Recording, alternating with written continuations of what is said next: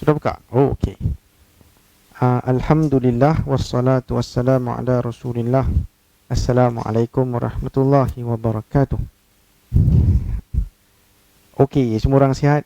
Alhamdulillah. Brother Sam ada kat luar lagi kot. Okey, he's coming in.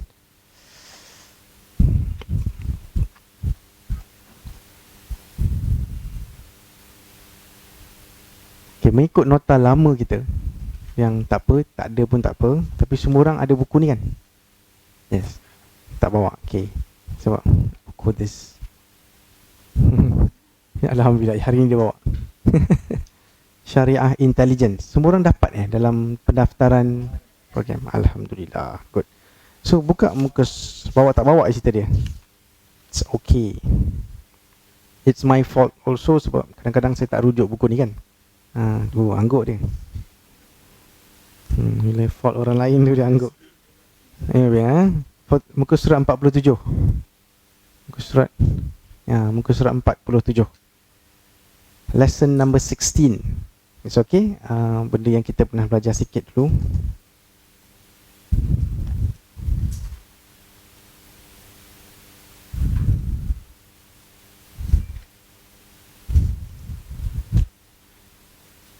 Tajuk dia ialah the secondary source al-masalih al-mursalah. This is usul fiqh masalih al-mursalah. Apa maksud masalih? Daripada perkataan apa?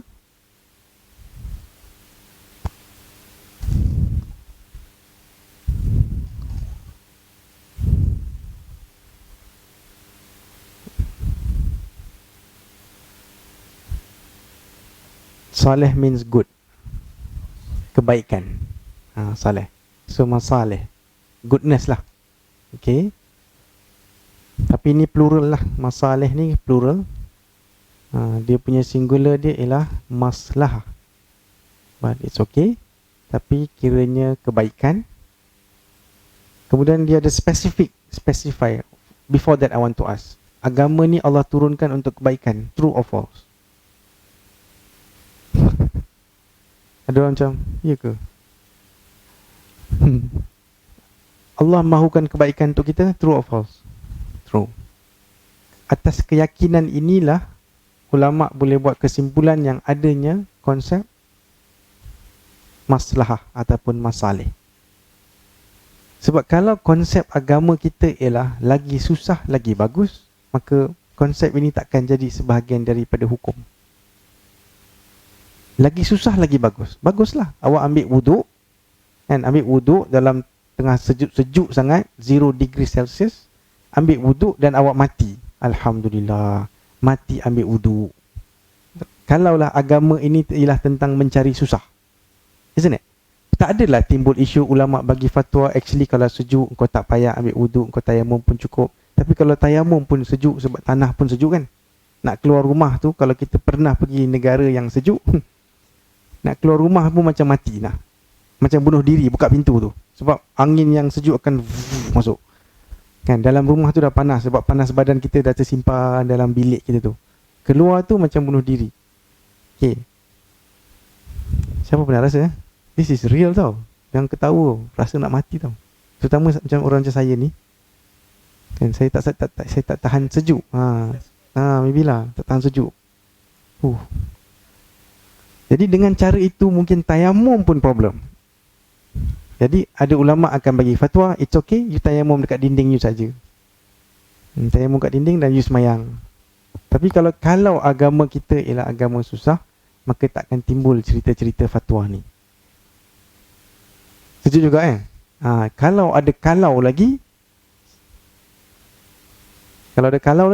agak-agak agama kita akan cakap apa? No, you kena susah. Macam tu ke? Tak, mesti akan ada jawapan untuk memudahkan orang. Ya kan, mesti akan ada. Akhirnya tak payah wuduk, tak payah tayamum, semayang you sah. Itu akhirnya. You cannot do that, cannot do this, cannot. Semayang je lah. Solat je. Kita pun pernah dengar solat baring lah, solat duduk lah. Kan? Sebab tujuan Allah datangkan ajaran ini bukan supaya kita boleh buat training dan kita buktikan pada Allah, ya Allah, aku dah lari 42 km marathon. You faham tak? Bukan supaya Allah boleh tengok, oi, kau kuat oh, baguslah kau kan, kau kuat. Kau lemah. Bukan itu tujuan dia. Bukan itu tujuannya.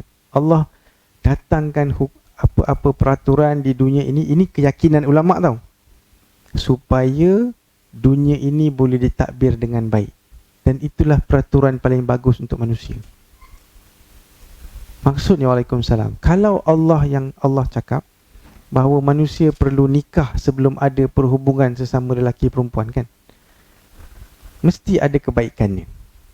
Walaupun kita kata, lah apa salahnya, relax lah Tuhan kan. You mungkin tengah fikir secara mikro. You fikir you aja. You, girlfriend you, mak bapak tak bagi kahwin. Itu isu you sekarang. Tapi kalau you fikir secara makro, rosaklah perhubungan manusia, isteri orang, suami orang, kan, anak, nasab, panjang cerita. Kalau fikir secara makro lah, maknanya Allah mahukan kebaikan untuk manusia. Sebab tu ada peraturan yang macam tu. Mencuri, tanya pencuri, silap-silap dia pun cakap, relax aku ambil apa yang kau tak nak je, tertinggal kat luar kan. Alah, aku ragut beg kau ada rumah kata, kau ada kereta, aku ragut beg kau je dalam RM50 je. Nampak tak? Pemikiran pencuri tu.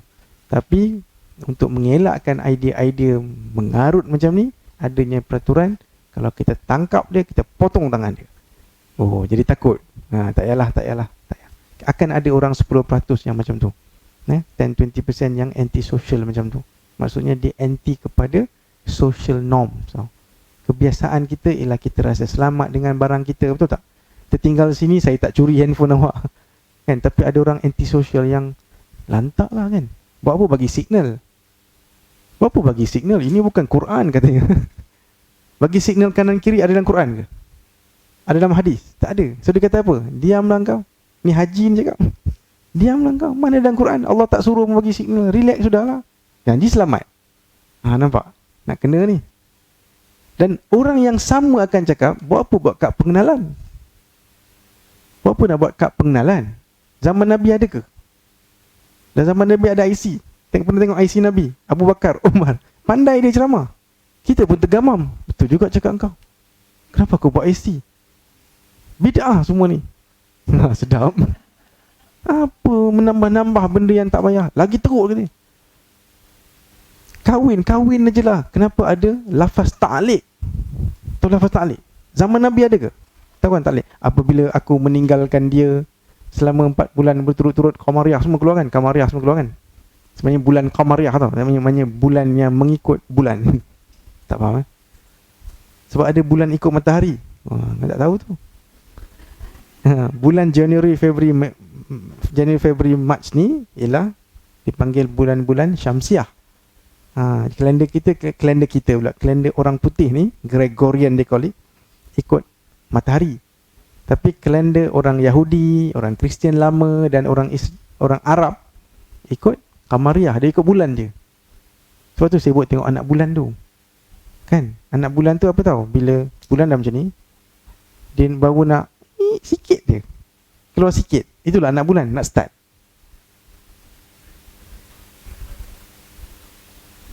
Syamsiah. Kiraan dia lebih panjang. Mana dia berada, you know that, what they call it? Yang apa ada benda yang confusing tu bang. Apa dia bang? Jam matahari tu. Dia pelik sikit, betul. Dia pelik sikit. Nanti saya jumpa gambar, saya tunjuk awak. Mesti awak pernah tengok. Sandal tu kan. Itulah dia benda yang saya tak faham tu. Dia pelik kan. You understand that? Okay, sama-sama kita. Ingatkan awak lagi pandai. Sama aja kita. Ni kidding Maknanya, yakin tak kita bahawa Allah mahu kebaikan? Kena yakin dulu. Kalau tidak, ini semua akan jadi main-main. Yakin dulu Allah mahukan kebaikan untuk aku, untuk manusia sejagat. Okay, with that premise, okay, now kita pergi kepada reality. Alright. Adakah kebaikan itu apa saja kebaikan? Contoh, saya ada gaji dalam 3,000 sebulan. Tapi kalau saya jual wine and brandy, untung dia, margin dia ialah 80%. Saya sekarang ni jual baju, margin dia 60% ataupun mungkin 50-40. Tapi brandy dengan whisky ni margin dia lagi tinggi. Maka tak apa kot saya nak top up saya punya perniagaan dengan jual arak. Sebab kan dapat duit banyak, bagus. Bagus tak? Kan dapat duit banyak, bagus kan? Kan kita boleh sedekah. Cik, pandai dia. Boleh tolong-tolong kawan-kawan kan, tolong anak isteri, tolong saudara. Maka masalih yang itu kan dia tetap kebaikan, kan dapat duit. Masalih itu namanya masalih al-mulgha, maksudnya ditolak. Tapi tak apalah, ini semua tak masuk exam. I'm just giving you example only yang macam mana mereka divide. Janganlah kira janji baik je. Ada masalah yang understood is stated in the Quran. Nama kita bagi nama istilah saja tuan. Puasa bagus tak tuan-tuan? Puasa is good? Good, right? Dalam Quran, dalam hadis pun ada cakap puasa ada kebaikan. Maka bahawa puasa itu ada kebaikan, dia dikira maslahah, maka berpuasa bagus. Tapi kebagusan dia dah disebut dalam Quran, dah sebut dalam hadis. Tak payah bincang. Ada unsur kesihatan, kan? Ada unsur takwa. La'allakum tattaqun. Berpuasa. Maka itu pun dipanggil maslahah. Tapi maslahah mu'tabarah. That means stated already. It's already there. Tak payah bincang. So we have maslahah, kebaikan yang stated. Kebaikan yang tak boleh main-main sebab dia dah dikira haram. And then we have in between, which is very wide, kebaikan yang tidak disebut oleh Allah, oleh Rasul. Tak disebut, tak clear. Itulah yang namanya masalah mursalah. Kenapa? Apa maksud mursalah? Kita belajar hadis mursal tak? Teng. Macam belajar kan? Ada ustaz ni? Belum lagi hadis mursal, tapi mesti pernah dengar lah kot mursal mursal. Alamak, sebab tak belajar hadis lagi, macam mana kita nak bagi contoh? Pernah dengar perkataan Rasul tak? Uish, like what a question. Rasul pernah dengar? Risalah. Okay, so maksud sebenar perkataan ra, sin dengan lam tu, kan dia 3 huruf kan? Okay, are you with me? Okay, ra, sin dengan lam, rasalah tu, maksud dia ialah lepas. I like that. Lepas. Maksud dia, when if Zarul is my messenger, I lepaskan dia to go and take my message. Betul tak? Kepada orang yang saya nak bagi message tu. That means I have send you and you are my Rasul, messenger. I lepaskan you. So the original meaning is lepas. Okay. So Rasul ialah siapa yang dilepaskan oleh Allah untuk menyampaikan risalahnya. Risalah ialah yang terlepas. Cik tak? Macam mana lepas So the origin ialah katakan Allah lepaskan dia untuk memberi, untuk membawa the message. Maka that's the original word, which means irsal. The word is irsal, rasalah. So begitu juga dalam fiqh, saya tengah bagi meaning of the word tau, so that it stays lah, insyaAllah. Dalam fiqh, kita semua tahu tentang mazhab Maliki. Okay, dalam fiqh, bila kita letak tangan macam ni, kan? This position is called qabd. Qabd. This position is called irsal. Kan dalam mazhab Maliki, semayang dia macam Allahu Akbar. Betul? Okay, this position there's got a name for it. That means irsal. Agak-agak apa maksud irsal tu? Lepas tangan. Alhamdulillah. Kan dah jadi pakar fiqh pula. Kan? Irsal. So the meaning of irsal, mursalah means terlepas. Alright, kenapa dalam hal ini kita nak panggil dia maslahah mursalah? Maknanya dia maslahah, kebaikan, tapi yang terlepas, tak terikat dengan apa-apa. Allah dan Rasul tak cakap. Dia macam dalam English dipanggil untethered. T-E-T-H-E-R. Tethering. Tethering is like macam cangkuk.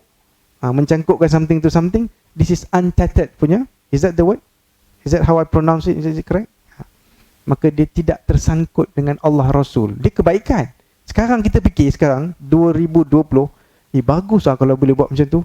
Tapi dalam Quran tak ada, dalam hadis tak ada. Tapi dia baik. Jom kita fikirkan apakah benda baik tapi Allah dan Rasul tak sebut. Signal bagus, dalam Quran tak ada tau signal kiri kanan. Betul tak? Betul tak? Ada tak zaman Nabi unta jalan dan diorang kena buat tangan gini? Tak ada sebab highway dia pun tak sibuk kan, slow je. Kalau terlepas pun tak apa kan, sebab semuanya 15 km per hour kan, pelan-pelan kayu je. Okay, apa lagi contoh? Sebenarnya kan, saya simpan ni agak di hujung-hujung. Ini macam kesimpulan semua pun, agak-agak tau. Hampir semua benda yang you pernah dengar, we are living in maslahah. We are living in it. Cuma tak pernah orang bubuh istilah agama sahaja. Example, sama yang saya bagi tadi. IC ada kebaikan tak? Kalau tak ada kebaikan, rugi je kita buat, betul tak? Okay, apa kebaikan dia? Identification. For what? Example, banyak sebab kan? Antara mati, at least IC dia ada kat poket dia. At least. Number 2, saya buat loan bukan awak yang bayar, saya juga kena bayar. Sebab saya guna IC saja, betul tak? Ada thumbprint lagi, ada biometrik lagi.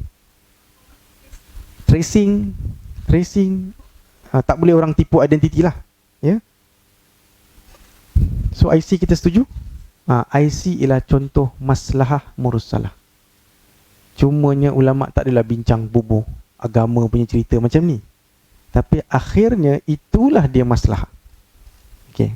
Dan example kita ada 1000 example. Takkan habis kita fikir. Sebab sepanjang hidup kita ni, daripada kita bangun tidur sampai kita tidur balik, penuh dengan maslahah. Orang yang tak tahu usul fiqh ke apa ke ni, dia punya kesimpulan senang aja. Siapa suruh signal? Dalam Quran mana ada katanya? Engkau belum kenal apa itu agama. Kau cuma tahu kau punya solat, kau punya zakat, kau punya puasa aja.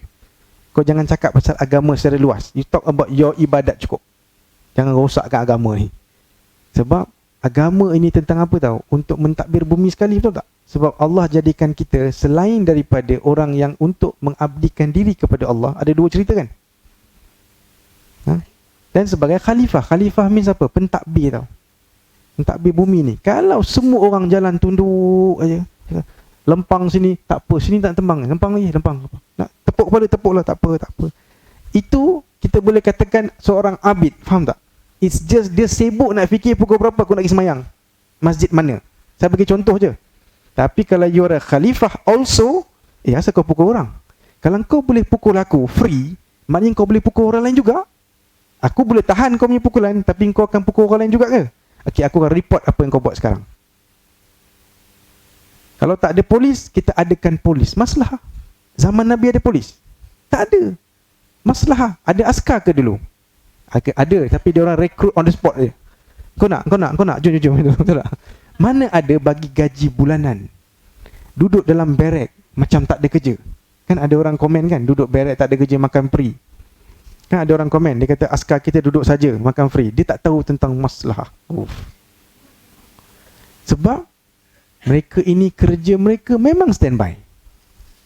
Memang kita nak diorang standby. Kerja dia memang standby sebenarnya. Sebab apa? Kalau ada apa-apa masalah, diorang pergi dulu. Kita sibuk nak beli gula lagi. Mak suruh beli gula, betul tak?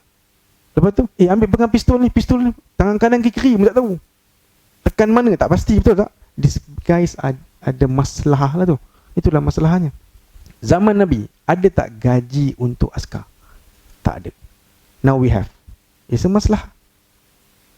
Zaman Nabi ada guna mikrofon? Tak ada, untuk memudahkan jemaah-jemaah kat belakang. Zaman Nabi ada kapet? Tak ada. Tapi untuk keselesaan, apa salahnya? Betul. Maka kita fikir semua sekali ni dan tentang perkahwinan, kena daftar kan? Kalau tak daftar kena denda. Ada orang bagi komen apa? Kahwin pun kena denda, kalau zina tak payah pula. Oh, itu dia nak cakap tu dia kira dia pandai tu.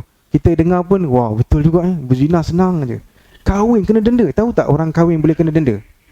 Kalau saya sebagai bapa, saya ada 5 anak perempuan tau. Kalau saya nikahkan anak saya kat rumah saya, tanpa pengetahuan Jabatan Agama, saya boleh kena denda. Ini aku wali man, kan? Aku wali. Tapi apa masalahnya untuk daftar? Apa gunanya daftar perkahwinan? Tak nampak? Rasmi, okay. Untuk secara rasmi, right, you know who's wife lah. Okay. Data pusaka nanti, saya tak boleh jaga ke bang? Macam saya kahwinkan anak saya, nanti dia ada harta, tak ada bukti, katakan saya mati, contoh gitulah. Okey, lain nasab. Betul, menjaga nasab. Sebab saya boleh hilang, saya boleh kena demensia tau.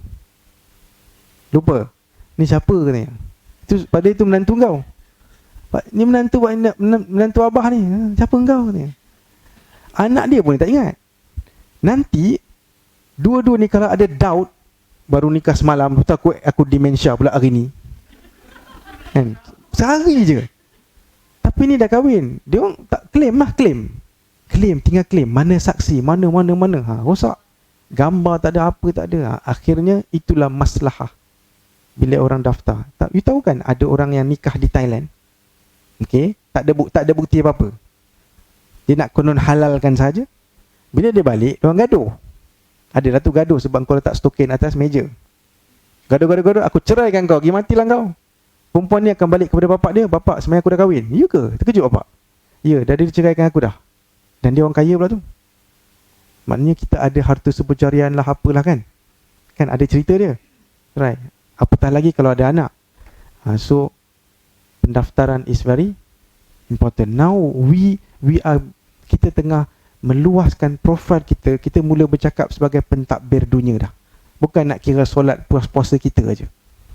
Kita nak melihat secara keseluruhan, macam mana nak selesakan hidup orang lain yang kat ujung sana. Okay. Pilihan raya, zaman Nabi ada pilihan raya macam kita sekarang. Demokrasi ada. Ini perbincangan panjang ni, tapi saya nak pendekkan je. Kita pernah bincang pasal pilihan raya? Tak pernah. Ada orang cakap pilihan raya ini haram. Sebab zaman Nabi, Abu Bakar, Omar, Osman, Ali tak ada pilihan raya macam ni. Tahu kan tak ada? Macam mana jawapan kita bagi orang yang pernah belajar maslahah?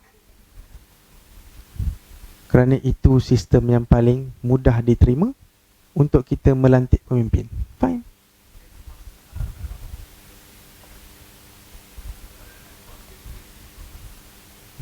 Okay, ada dua parti, then they fight.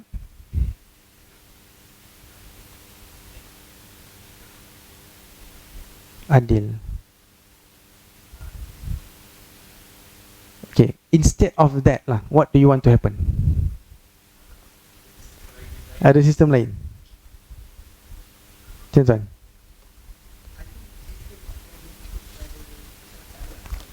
Okay, tak apa.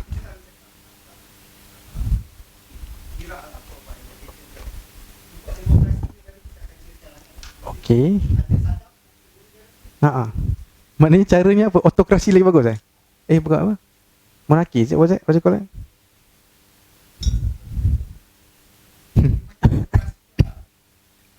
Macam sistem beraja lah, the best.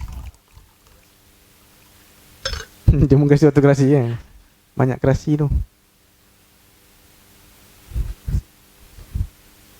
Yang kuasai so macam mana? Dulu kita macam kita macam autokrasi kan dulu.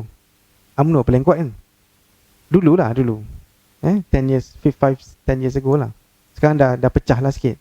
Bukan sikit lah, banyak.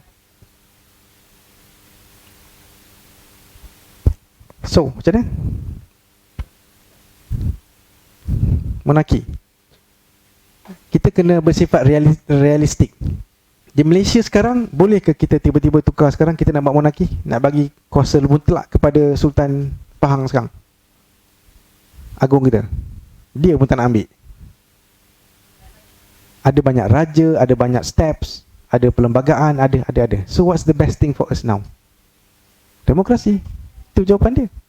Banyak orang bercakap, senang aja. Ini bukan syar'i katanya. Ini Allah dan Rasul tak ajar. Okey? Apa jawapan kita? Memang Allah dan Rasul bukan nak ajar kita pasal benda ni. Sebab bila Nabi wafat, macam mana pelantikan Abu Bakar? Ya? Musyawarah? Tak. Sebenarnya pilihan raya Okey, bila Nabi wafat, Angka boleh bagi jawapan ni Bila Nabi wafat, golongan Ansar, orang Madinah, bermesyuarat. Madinah Maksud orang Madinah apa? Maksudnya dalam mesyuarat tu tak ada Abu Bakar, Omar, Osman, Ali, tak ada. Tahu, orang Madinah je, which is orang Ansar mesyuarat siapa nak jadi pemerintah. Dan diorang nak dekat lantik satu orang dah, which is Sa'ad ibnu Ubadah. Pernah dengar kan nama dia? Sa'ad bin Ubadah. Hampir dia nak lantik dah, maksudnya kita nak berbai'ah pada dia.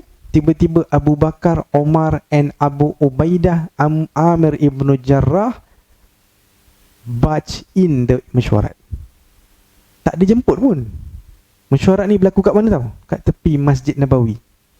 Dekat mana? Bukan rumah? Bukan masjid?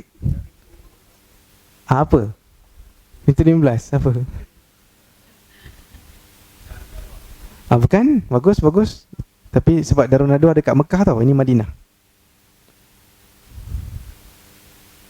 Taman apa? Ada taman kan? Ada masuk taman tu? Okey tu. Apa kan? Saya ni, tadi saya ingat, bila saya tanya banyak-banyak, saya lupa. Tadi belagak sangat nak tanya orang ni. Kena diam kejap, saya ingat ada je dalam buku, sekejap je. Tapi ada satu taman, kita kena keluar daripada pintu masjid yang satu ni, kat belakang sikit. Boleh jalan dari Masjid Nabawi. Dan biasanya Mutawif tak bawa orang untuk jalan ke sana.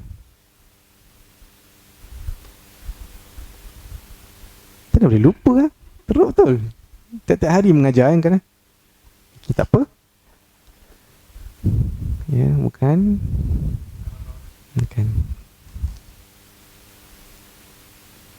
It's coming and going. It's okay. That's my own personal problem. Okay. Mesyuarat orang Ansar, sebab itu tempat lepak orang Ansar. Kan itu negara dia. Abu Bakar, Omar dan Abu Ubaidah masuk dalam, cakap, korang buat apa ni? Kita orang nak lantik pemerintah. Kemudian mereka ada dialog. No, pemerintah di kalangan kami, which is orang Quraisy. Sebab Nabi pernah kata pemerintahan patut berada di tangan Quraisy. Kemudian orang Madinah jawab, tak apalah, kalau macam tu engkau satu bos, kau satu leader, kami satu leader. Kemudian ada jawapan Abu Bakar pula, mana boleh dua leader dalam satu negara. Akhirnya Abu Bakar angkat tangan Abu Ubaidah and angkat tangan Omar. Jom kita lantik one of these two guys.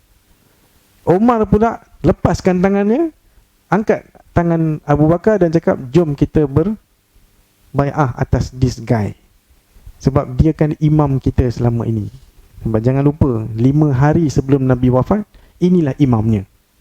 For all solat dekat Masjid Nabawi, Nabi made sure mesti Abu Bakar. Dia tak nak orang lain. So nanti Umar akan tanya soalan retorik. Siapa yang rasa dia layak jadi imam untuk lelaki ni?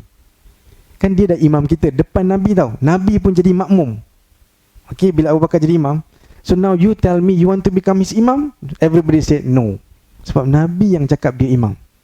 Jom kita jadikan dia imam dalam solat dan dalam kita punya pemerintahan negara. Akhirnya Abu Bakar jadi khalifah. Berhenti sekejap, saya nak tanya. Itu sistem apa nama tu? Demokrasi. Itu sistem kacau mesyuarat orang. Kau tak dijemput kau.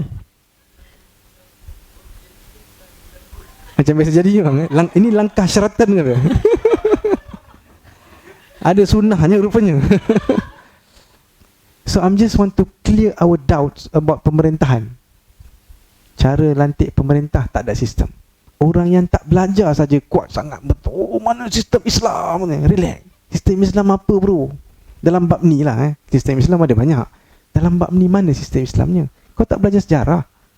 Okeylah, Abu Bakar jadi pemerintah 2 tahun setengah. Bila dia nak dekat sakit, dia menunjukkan Omar. Dia tak tanya pendapat sangat pun. Dia tanya pendapat apa tahu? Aku nak jadikan Omar pemerintah. Apa pandangan kau? Faham tak? Bukannya aku ada 3 calon. Who do you think is okay? Tak. Dia dah fikir. Dan dia tak ada tahu fikir orang lain dah. Dia fikir Omar je nama dia. Kau ingat dia apa? Apa pandangan kau? Ada orang puji Omar. Apa pandangan kau? Orang puji Omar. Apa pandangan kau? Omar, astaghfirullah, dia kasar. Ada orang cakap gitu. Nama dia Talha. Talha dia berani.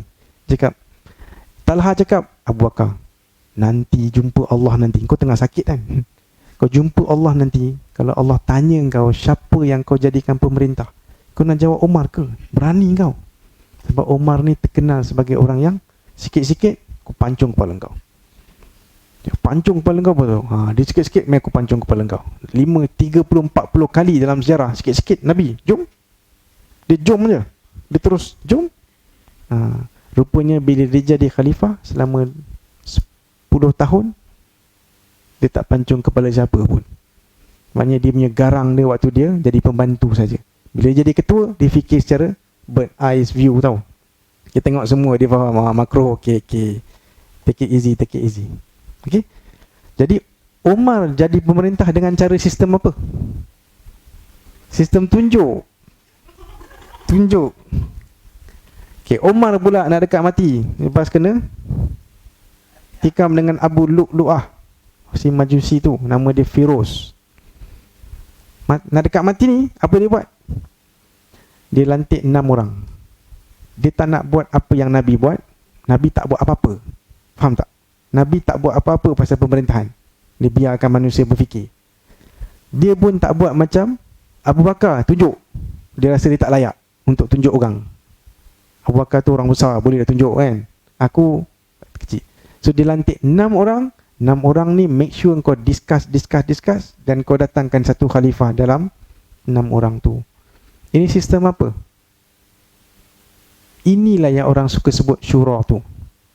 Syura from mesyuarat, from this word lah, syura. Musyawarah. Ya. 6 people. Sama diorang, bukan orang lain. Korang bincang-bincang, korang tolak, siapa tinggal? No. More like excluding.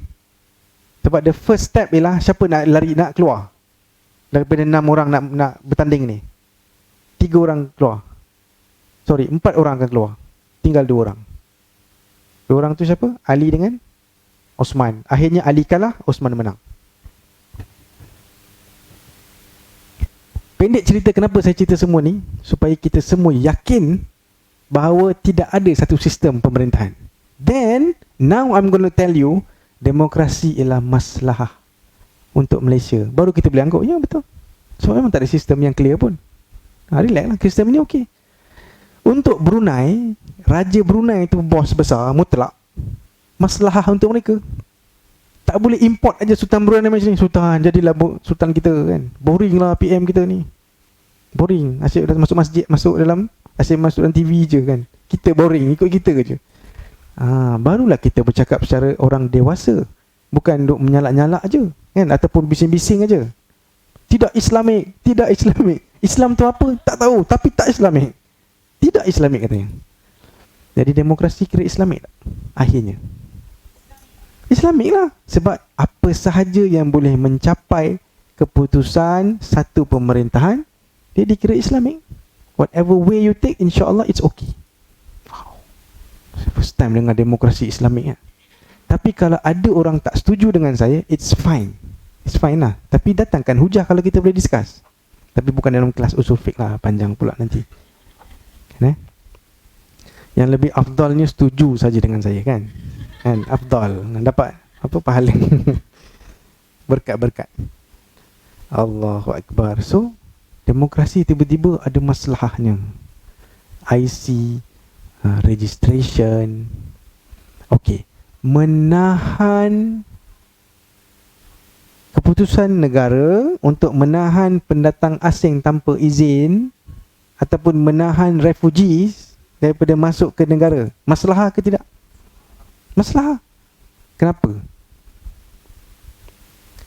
Bukankah mereka juga orang Islam, mereka juga manusia, perlu makan, perlu shelter, perlu.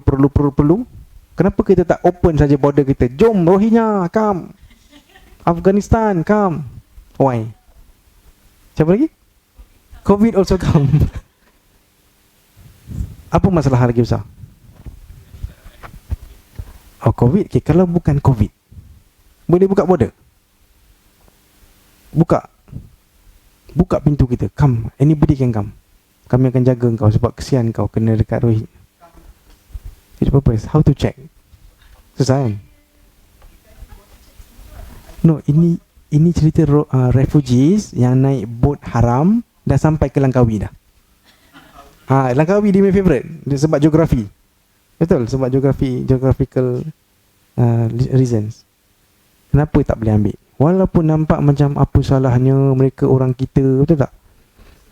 Orang Islam lagi dan sebagainya, tapi ada masalahnya untuk menahan mereka. You know why? Kalau kita open our borders, nombor satu, human trafficking akan jadi lagi laris. Sebab tukang bawa boat tu bukan orang kerajaan. Dia human trafficker sebenarnya. Tahu tak, diorang bayar seorang RM5,000 untuk datang, RM3,000, RM4,000. Diorang bayar. Dapat ke mana? Ke orang bot tu lah. Sebab tu ada negara yang ambil, lepas tu dia bakar bot tu, tahu kan? Dia terima refugees, tapi dia bakar bot. Supaya lain kali kau nak datang, kau kena bawa bot baru. Aku bakar setiap bot kau. Rosak bisnes orang tu. Human trafficking, nombor satu. Nombor dua, dia akan rosakkan ekonomi negara. Kan, kestabilan negara ni dengan ekonomi yang ada, demografi yang kita ada, nanti datang jadi kecoh. Ini bukan cerita 5-6 orang tau. Cakap pasal 1 juta orang. Sekarang pun dah 200k dah. 200k. 200,000 di Malaysia. Refugees. Ramai juga kan? Dan antara tempat favourite mereka ialah area sekarang di sini lah. Selayang Ampang. Ampang is a pocket besar. Selayang satu lagi pocket besar. Macam mana? Usually by whoever started it tau. Dah ada macam perkampungan, dia ajak kawan dia, sini, kau datang sini. Dia macam familiarity. Kalau ni kan, familiarity je. Siapa yang start, kemudian akhirnya jadi besar lah. Jadi betul tak, apa yang kita nampak macam baik pun kadang-kadang kita kena halang kan, sebabkan untuk kebaikannya lagi besar. Nanti yang dikendong berciciran, yang dikejarnya tak dapat kan. Kalau nak tolong semua orang, akhirnya anak kita sendiri tak tertolong. Sama juga macam kita semua. Ada kita ambil anak angkat sampai 5-6 orang. Ada anak kita seorang je kat rumah, kita ambil anak angkat 5 orang. Kenapa? Takut tak mampu, betul tak? Anak kita sendiri mungkin takut tak terjaga kan. Kakak dah ambil angkat tak? Kawan ada? Tak ada? InsyaAllah. So, okay, you're making sense? Right. Dalam istilah yang, siapa nak bagi contoh lain? Contoh dalam kehidupan kita selain daripada signal? Vaksin boleh. Contoh masalah. Walaupun ada orang akan cakap, kenapa takut dengan virus? Takutlah dengan Tuhan. Ini semua sembang mikro Tahu sembang mikro. Sekarang kita dah boleh bincang macam tu. Ini sembang.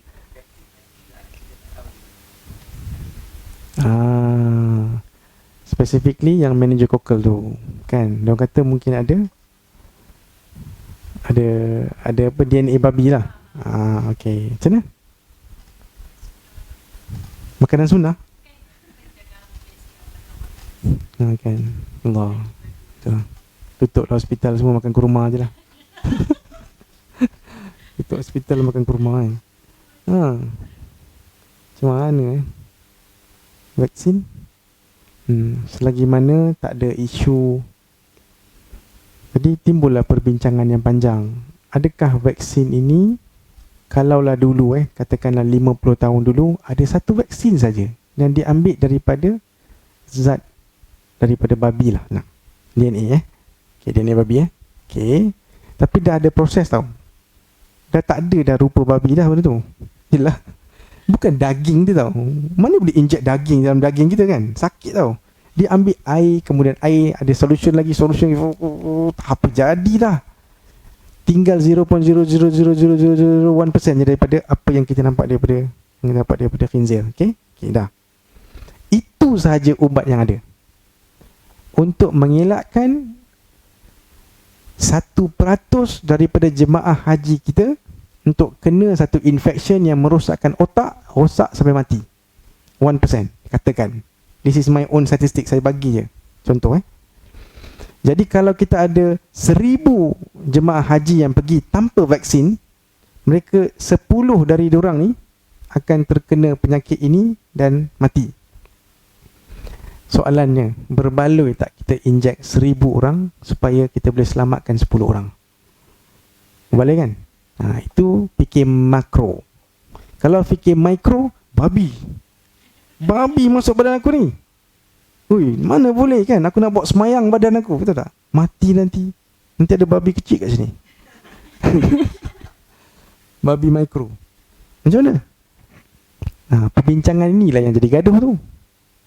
Ada orang yang mikro, yang tak faham statistik, yang tak faham kajian. Sementara kajian tu nak siap, nak hasilkan benda yang bukan dari babi, bukan dari khinzir, dia akan ambil masa lagi 10 tahun. Engkau nak bunuh orang setiap kali pergi haji sekarang, nak biar je orang, nak buat macam mana kan? Itu syahid kan? Baguslah haji, balik-balik je mati kan? Lepas haji mati, bersih, kain putih kan? Tak sempat nak buat dosa haji tu. Ada baiknya. Dia fikir gitu. Itu fikir mikro lah. Bagi orang yang fikir makro, maka sebab itu ada ulama yang dengan relaxnya boleh dia kata. Okey tak? Jadi kita makin faham kenapa ulama ni berani benda macam ni. Saya nak bagi contoh satu lagi nak pasal ulama berani. Ini ulama yang kaji. Ada satu ulama cakap, makanan yang ada kurang dari 5% alkohol halal. Makanan dan minuman yang ada 5% alkohol halal. Yang penting 5% dan kurang, jangan lebih.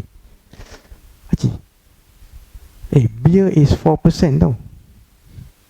Carlsberg Anchor tu, oh man, betul kan? 4% tau. Oh, bahaya ni. Kesat. Saya tak suruh minum, saya bawa cerita-cerita aja. Kau jangan terlibat dengan saya punya masalah ni. Macam mana? Tahu ulama tu siapa? Dr. Yusuf Qaradawi.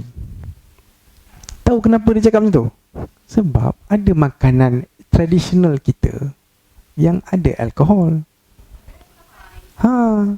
Kalau dia nak cakap walaupun ada 0.5% alkohol haram, tahu tak apa akan jadi? Roti gardenia kita tu yang kita simpan esoknya akan expired, hari ni kita makan, belum expired lagi. Tapi tahu tak dia dah ada macam berangin-berangin sikit. Perasan tak? Ada macam-macam kan? Itu ialah proses fermentasi. Dan proses fermentasi mengeluarkan alkohol yang dia akan angin sikit kat kita punya lelangit tu bila kita makan. Tak tahulah korang pernah rasa ke tak. Tapi saya memang pernah minum dulu. Tapi jangan cakap orang. Sebab dulu bapak saya masuk Islam, dia masih relax-relax lagi. So diminum kat rumah. Kita orang pergi kat fridge, minum. Yang dia simpan dekat peti ais masa saya kecil. So saya tahulah beer rasa macam mana, wine rasa macam mana. So itulah rasanya makan tapai. Orang macam saya boleh cakap kak? Kalau orang Melayu saya tak cakap ini ada alkohol. Dia kata astagfirullah, mana ada alkohol? Tapai makcik aku minum, makan. Ya, tapi itulah alkohol yang ada berangin tu. Tapi dia masih okey sebab peratusan alkohol dia tak tinggi. Macam mana? Biar simpan dulu sekejap. Macam mana? Itu macam makcik stres je kan? Ya, lama-lama makin masa makin itulah fermentation. Sebab zaman Nabi lagi sudah ada fermentasi. Dia panggil Nabi. Diorang simpan apa sih? Yes, rendaman kurma dalam air. Dan diorang kan bagi cakap jangan lebih dari 3 hari lah, 4 hari lah. You know why dia jangan lebih tu? Sebab nanti alkohol dia 30%, 20%. So, sementara alkohol dia 1 to 3% masih sedap diminum. Macam air tuak, air nira kan. Orang Kelantan minum, simpan lama sikit, kau akan happy-happy kalau minum. Bagus benda happy-happy. Yang to a certain extent sebelum alkohol dia banyak sangat lah. Ya, itulah. So, makin kita faham kenapa ada fatwa yang macam tu. Kalau sebelum ni geng-geng mikro, Yusuf Qaradawi sesat. Oh, dia menggalakkan orang minum bir lah, apalah. Kalau dulu Jolly Shandy ada 1%, tahu kan? Shandy.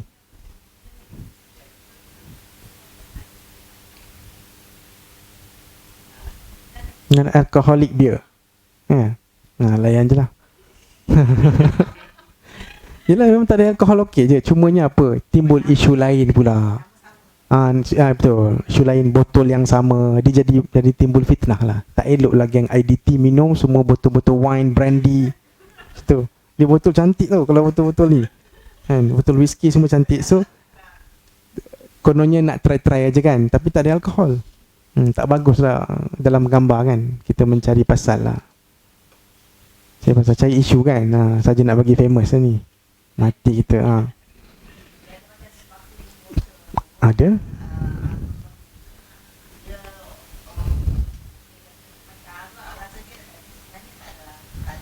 Tak ada alkohol. Yes. Betul dia. Dan kepekatan rasa buahnya macam wine. Wine memang rasa buah dia tinggi. Macam tu lah. Cuma dia tak adalah yang mengganggu fikiran macam tu. Okey kan. Jadi itulah dia namanya. Tak tahu kenapa dia boleh datang ke sini. Maslahah. Dari mana datang maslahah? 5 kot.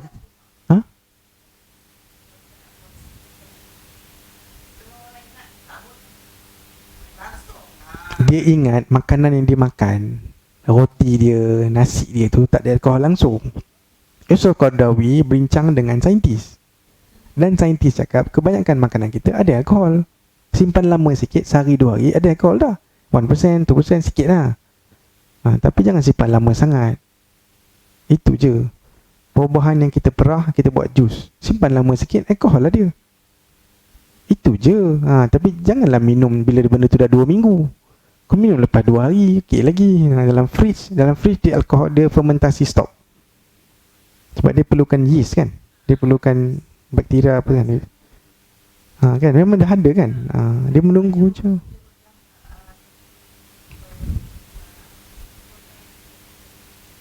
Baik. Untuk ada angin kan. Dia berangin kan. Tu dia. Kalau tak silap saya, yang release tu ialah carbon dioxide dalam dia proses fermentasi. Saya lupa dah saya punya kimia dulu. So okey kan. Maknanya balik kepada yang Abang Jeff sebut tadi pasal vaccination maka ulama akan weigh di antara menyelamatkan nyawa dengan isu yang jauh daripada makan babi. Sebab Allah cakap dan elakkan jangan kamu makan daging khinzir kan. Isunya pasal makan.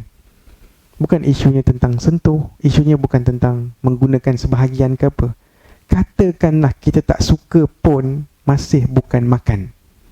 Kan? Masih bukan makan dan dalam proses lagi virus vaccination yang lain ni tengah siap. While waiting for that to happen, kita guna ini dulu. Macam tu lah. Okey kan Yes.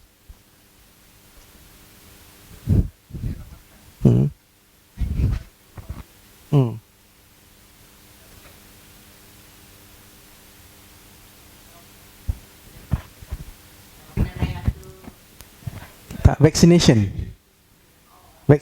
tu lah. Vaccination yang guna DNA babi kan. Dia menyelamatkan nyawa kan. Macam tu lah. Itulah cerita. Riba. Wow.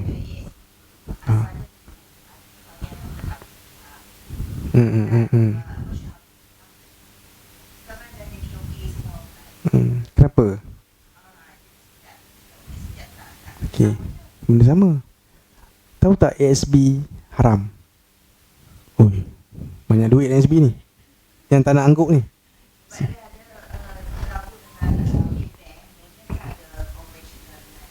Betul.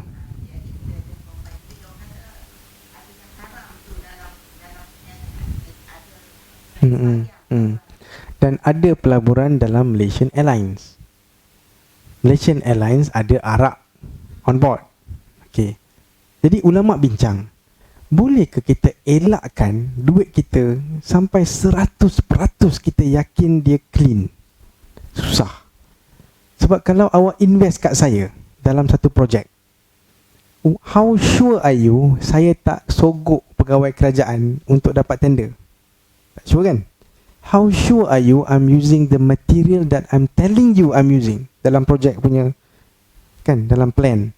Dalam plan kata nak guna benda 3 cm kan, tapi aku ketebalan dia 2 cm je sebab aku nak jimat duit. How sure are you? Kan we cannot be very sure. Susah nak trace. Dan begitu juga tentang kesalahan orang yang lapisan kedua dan ketiga. Acik, Malaysian Airlines is all about flights. Betul tak? Orang bukan pergi Malaysian Airlines sebab nak minum arak, betul tak? Jom minum arak, jom pergi naik kapal terbang, faham tak? Nak minum tak? Nak minum, jom naik kapal terbang. Bukan, orang tak naik Malaysian Airlines untuk minum, tak? Tapi sambil-sambil naik, geng-geng kaki minum akan minum. Geng tak minum tetap semayang aja kat dalam tu, kan? Jadi adakah bisnes dia memang sin business tau? Sinful business ke ataupun business yang normal with some sin in it? Normal business, just like 7-Eleven is a very good business. Damn good tau, menyelamatkan nyawa orang, tau tak? Tahu tak, ada anak budak, bila dia ada orang yang demam tinggi sangat, klinik semua tutup tau, hospital beratur sampai 5 jam tau, dia pergi 7-Eleven je ambil Panadol, selamat dia hari tu. Betul tak? Ya, yeah, very simple. Tapi ada dalam ni ada arak, ada Carlsberg apa semua. So macam mana? So pada saya ini bukan sinful business, but business with some sin in it. McD, itu lagi susah tu.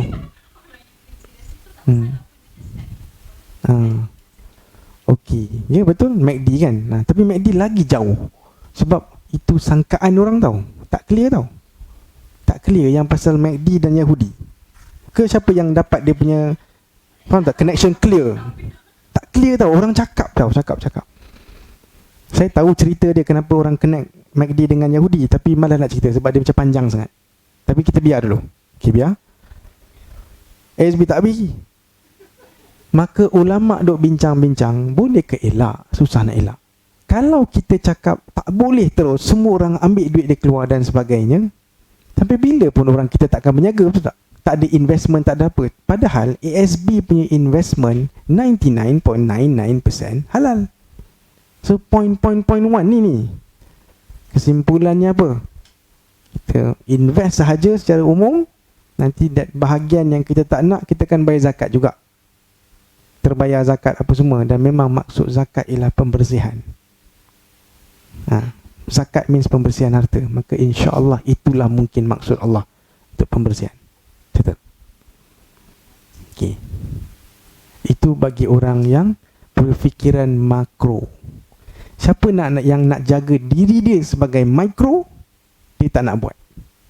Faham tak? Dia tak nak letak duit dia yang 100,000 dalam ASB, fine. Itu engkau. Tapi kau jangan go around, kau ada ASB, astagfirullah, astagfirullah, doa astagfirullah semua orang ni. Sebab dia tak letak. Dia tahu dividen kita 8%, 12%, dia sakit hati tau, sakit hati. Dia sakit hati sebab dia tak dapat nak letak. Dia rasa haram. Dan dia paksa semua orang rasa haram juga. Haram. Nah, itu semua personal problem lah. Understand Dulu saya pun rasa ulama' ekonomi ni main-main. Selamba kau. Demi kemas ulama' politik kata lah. Setuju. Ya, itulah. Tunggu pembangkang tu jadi kerajaan, nanti dia akan cakap lain juga. Kan je dah.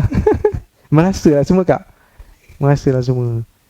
Okey kot Jadi ada masalah yang lebih besar daripada apa yang kita nampak. Contoh masalah lagi besar apa dia? Contohnya menyediakan kondom di tempat-tempat maksiat. Ada orang kata engkau menggalakkan maksiat. Kita punya jawapan, yes. Baby hatch is one more. Baby hatch, siapa nak tinggalkan baby yang dia tak nak, boleh letak kat rumah aku, boleh letak dekat alamat-alamat ni. Kontak kita 24 jam 24/7, kita menunggu. Anytime kontak je, letak kat sini, ataupun kami datang ambil. Kalau you buat perkhidmatan macam tu, orang cakap you menggalakkan zina. Hati tak? Itu bagi geng-geng micro. Orang yang berfikiran besar, dia cakap apa? At least tak ada budak dalam tong sampah. Tak ada tong sampah dalam, dibunuh, dicampak daripada atas, dibunuh, dicekik, diletak dalam toilet dan cuba flush. Bayangkan, budak tu 2 kilo tau, 2.1, 2.2. Bukan senang nak flush. Macam-macam lah kan? Dan tak ada pun ibu yang mati cuba nak beranakkan anak dia dekat dalam rumah sendiri kan. Sebab dia tak nak pergi hospital, nanti kantoi kan, orang tahu. So dia cuba bersalin kat rumah. Budak umur 14 tahun will die at home because of bleeding. Sebab stigma kan. Jadi at least kita kena tolong dia in a way lah. In a way kita kena tolong dia. Jadi nampak macam jahat, tapi itu masalah. At one time Kementerian Kesihatan bagi needle free kepada penagih. Oh, kena sedap lah. Kena ini Kementerian Kesihatan teruk kan, sebab menggalakkan. Kita bagi free tau penagih. They can come to any klinik kesihatan, kita bagi dia 5-6 macam tu aja. Kenapa kita bagi, tahu ke? Ya. Okay.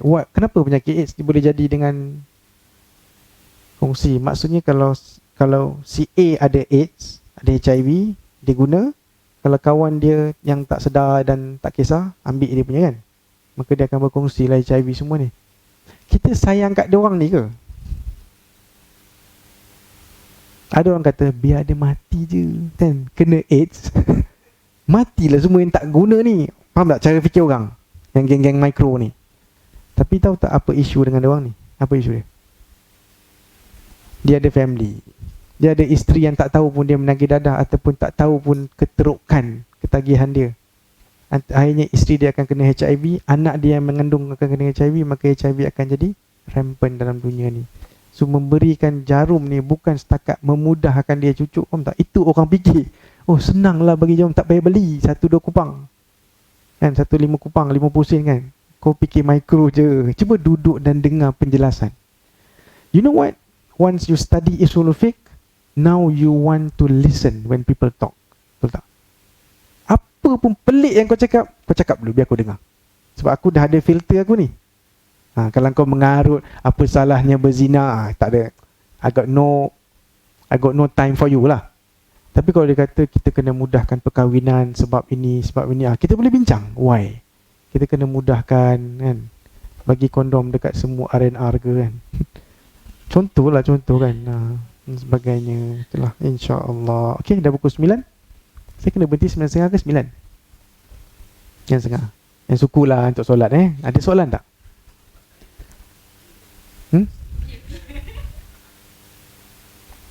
Zarul cerita apa? Yang mana je? Oh, beer minum beer Okey, kalau beer 4% macam mana Jawapan ulama' ialah memang minuman tu dicipta untuk for the alcohol. It was developed for alcohol, maka sebab itulah kita jangan minum.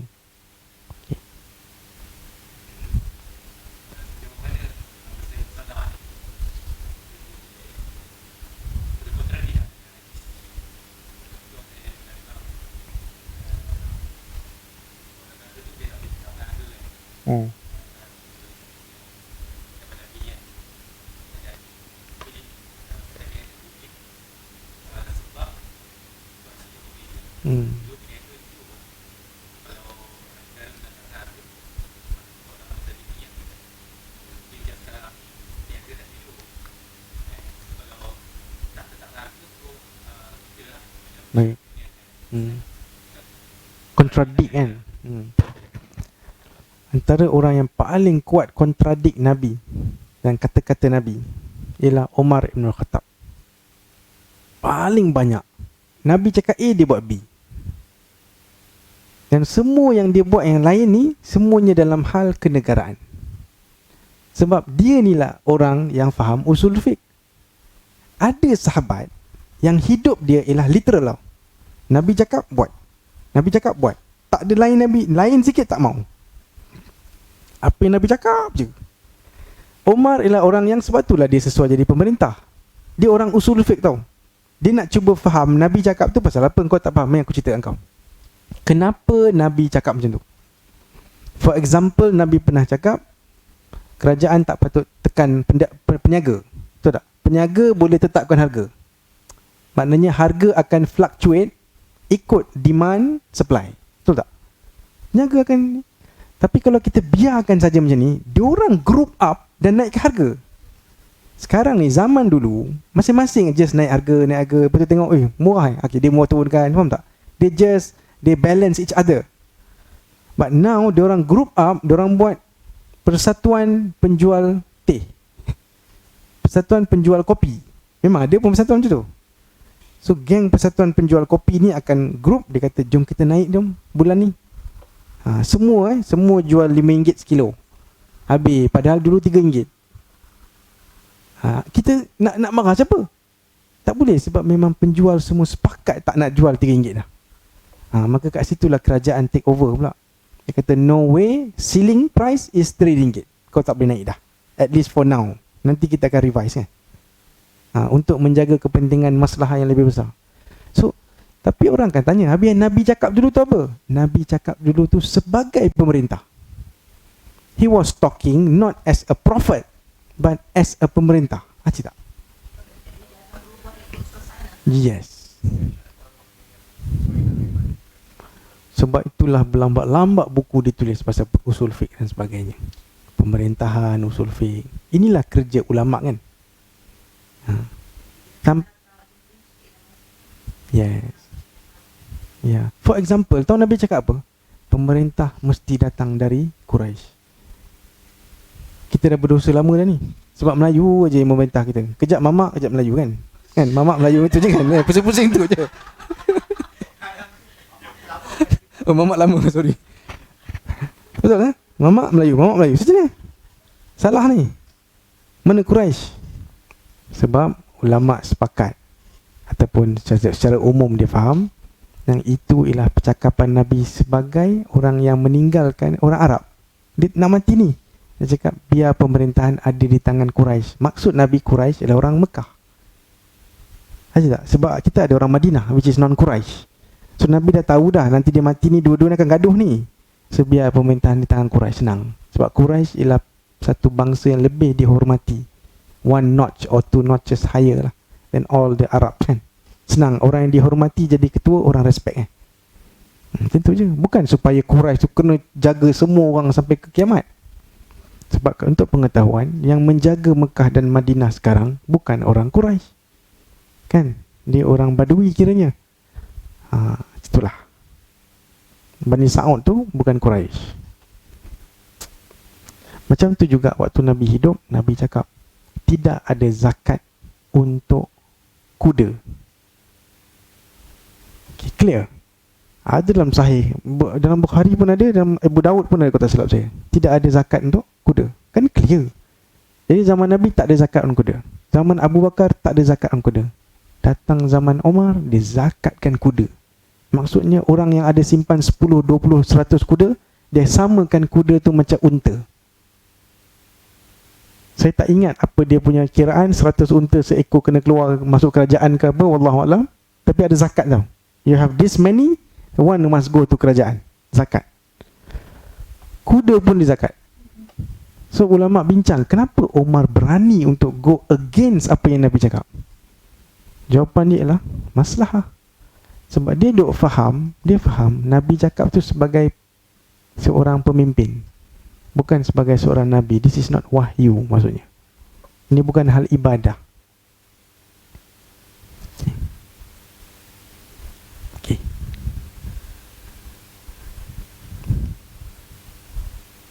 Okay. Jom kita rehat jap. Ya.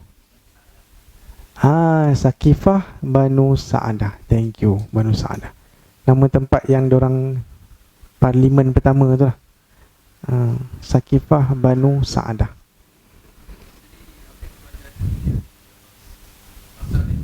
Betul. Masalih mursalah, betul. And this encompasses so many things lah. Masalah.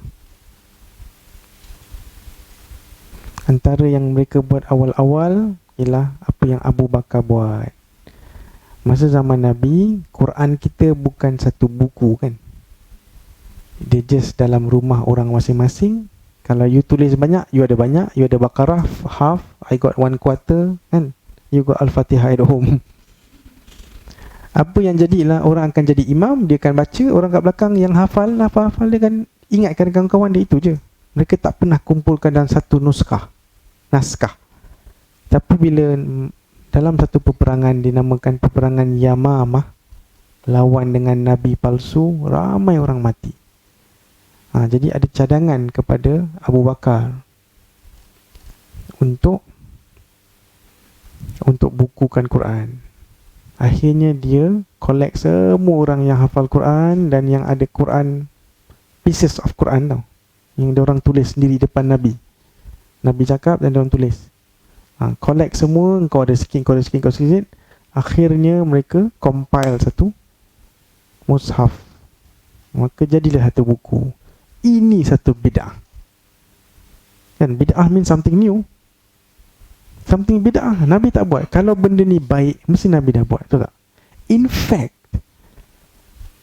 Umar ada cakap, Abu Bakar cakap, do you want me to do something that Nabi didn't do? Dia risau tau, kamu nak aku buat ke? Tapi nanti Umar akan cakap kat dia, tapi hanya kata okey. Maksudnya benda ni boleh dibincangkan.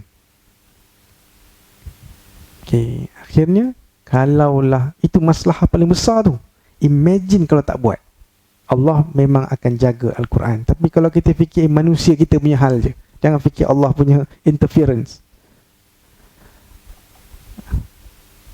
Kalau kita fikir manusia kita je, kan lepas tu ada peperangan lagi, dan akhirnya kita akan bergaduh. Apa tahu? Kau Quran apa? Aku Quran versi ke-19, aku versi kedua. Kau versi mana? Aku versi Osman kan. Kau versi Abu Bakar ke apa, whatever lah kan. Aku ada Quran Ibnu Mas'ud. Pernah dengar tak diorang bakar Quran? Kenapa nak bakar Quran? Kesian kan? Masalah. Tahu kan, bila mereka dah kumpul semua dan they agree on one book, diorang bakar buku-buku lain yang separuh-separuh tu. Why? Sebab dalam Quran yang kau simpan ada ayat tambahan. Selama ni kau ingat it's part of Quran. Rupanya ayat tu sudah mansuh. Faham? Orang dah tak baca dah benda tu. Nabi pun dah tak baca dah surah tu macam tu. Tapi you tak tahu, you duduk jauh. Tapi kita ada 50 orang kawan yang cakap ayat dia lepas ayat nombor 5, nombor 6. Engkau tak 5A. Kau ada ayat lah tambahan antara 5 dan 6 tu. Maka Quran kau tu wajib dibakar lah, betul tak? Kalau dibiarkan, apa jadi? Dia akan buat kopi untuk anak dia. Cucu dia dalam sembahyang Jumaat dia baca ayat tambahan tu. Orang lain semua gaya kepala. Dia memang dia dapat ni. Jadi untuk maslahah bakar semua follow satu standard. Macam itulah ceritanya. Kebakaran.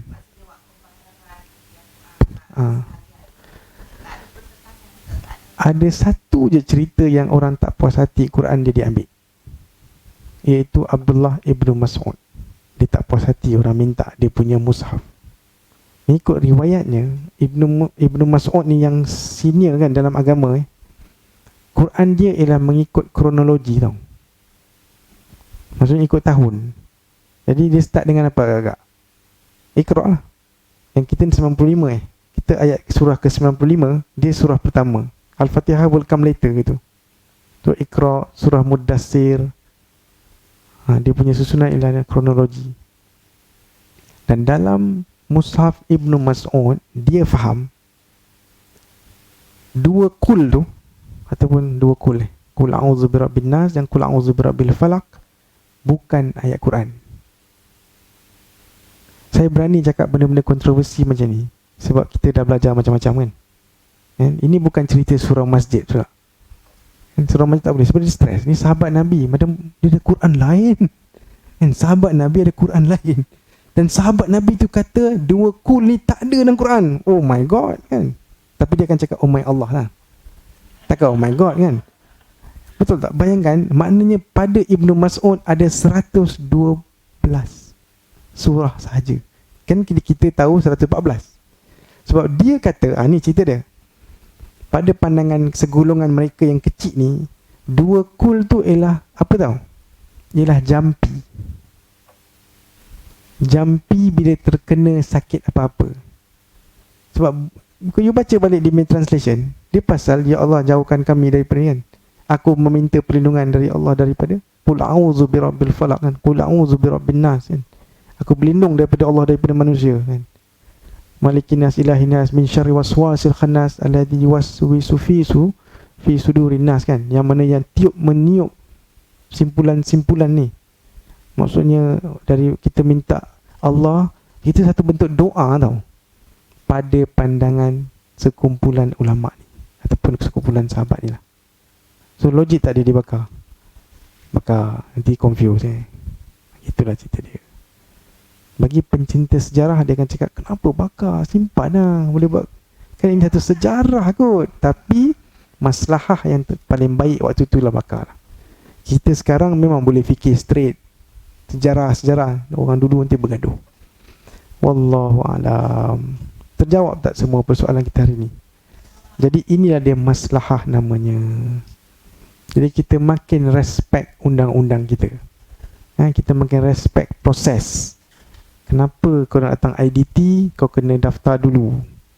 Contoh kan kalau ada. Kenapa kalau nak datang kelas, daftar dulu. Ada masalah dia. Contoh kan datang kursus, suka datang walk-in. Kita minta daftar, dia tak faham masalah dia. Tahu masalah dia apa? Kita nak siapkan makanan. Kalau tak cukup, kau marah pula kan. Macam mana? Kenapa tak apply hukum hudud kat Malaysia? Sebab apa? Bukan senang nak main apply saja. Ada proses dia apa semua kan. Itulah cerita dia. Okey lah InsyaAllah. Okey, jom kita siap solat. Kita duduk di sini balik dalam 9.30 saya ingat. InsyaAllah. Assalamualaikum warahmatullahi wabarakatuh.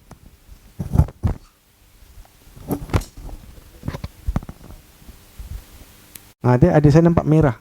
Yes, thanks. Sekarang baru rekod. So, okay. Alhamdulillah. Wassalatu wassalamu ala rasulillah. Assalamualaikum warahmatullahi wabarakatuh. Alhamdulillah, jadi hari ni kita dah habis cerita maslahah. Maslahah.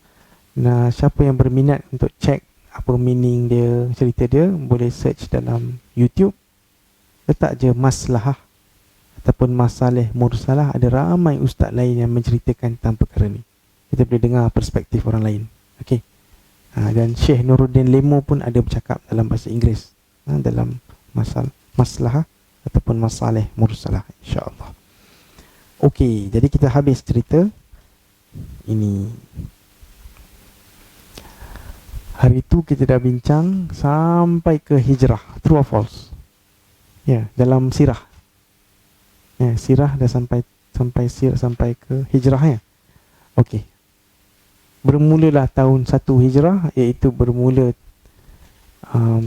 kehidupan Nabi bersama sahabat di Madinah. Betul ke semua orang hijrah pada 1 hijrah? Tak kan? Pada 1 Muharram, betul ke? Tak. Hijrah berlaku berapa lama soalannya? First kali, betul ke dia berlaku 1 Muharram? 1 Muharram detik permulaan, lagu kan? 1 Muharram detik permulaan. Sebenarnya dia bermula dari Safar, before that. Alright, cumanya tahun mereka dah berkumpul, tahun itulah namanya tahun hijrah. Okay, it's not the 1st January, but the year 1, tahun 1. Boleh kot? Faham kot So dia bukan isu satu tarikh.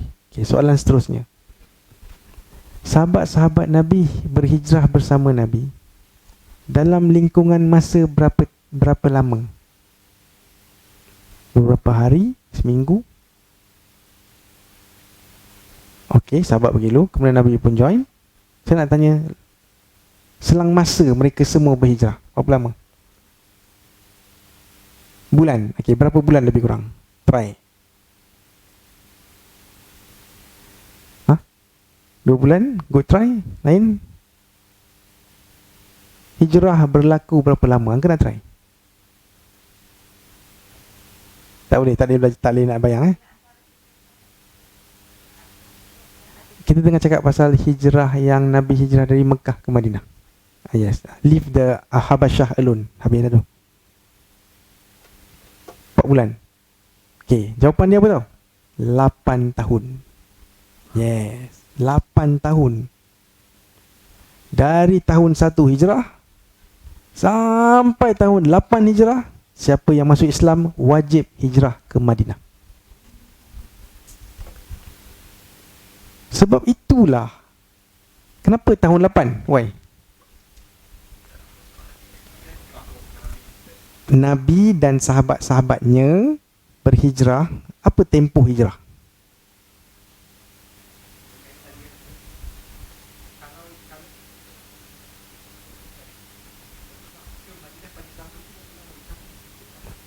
Dua minggu. Oh, you are answering berapa jauh ke perjalanan okey. Tak wow lah soalan saya. Okey.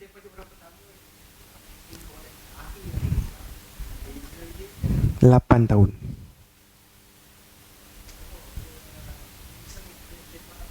Hebat tu ni. Kalah. Tak tercapai. Okay, at least lah. Okay, what I'm trying to tell you is hijrah berlaku as trickles, sikit sampai 8 tahun. Sekali kan, ramai-ramai jom kan. Betul. Itu yang saya cuba nak pecahkan tu. Definitely no. Okay, ada lagi orang Islam yang tak mampu hijrah. Sampai dia mampu, nanti dia hijrah. Dan ada orang yang kafir waktu Nabi hijrah, kemudian masuk Islam, wajib hijrah. Masa itu rukun dia ialah kena hijrah. Tak hijrah tu berdosa kalau kau mampu.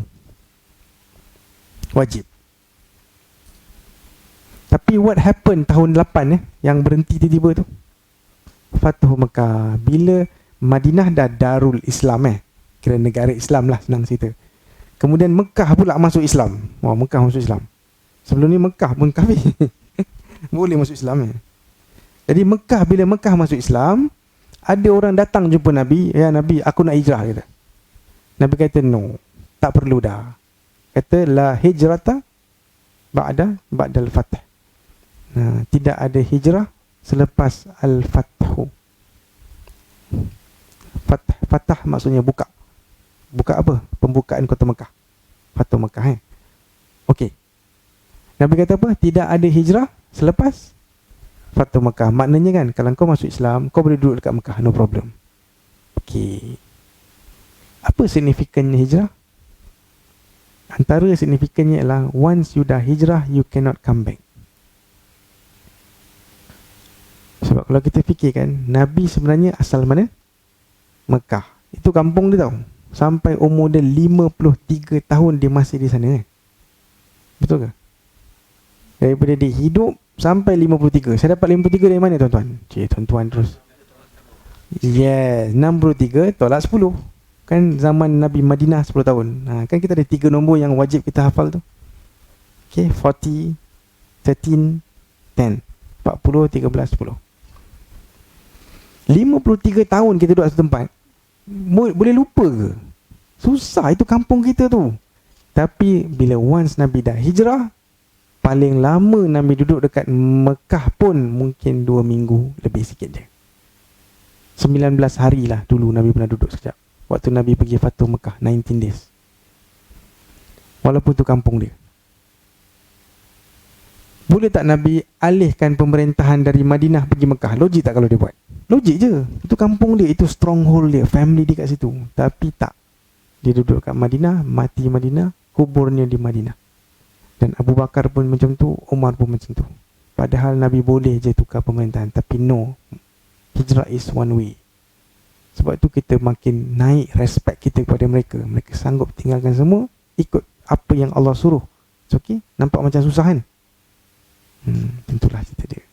Sampai ada sahabat yang sekali tu pergi ikut Nabi Fatu Mekah, ke Mekah, dia dah hijrah tau. Sekarang dia balik ke kampung dia lah ni, tapi untuk urusan lain kan.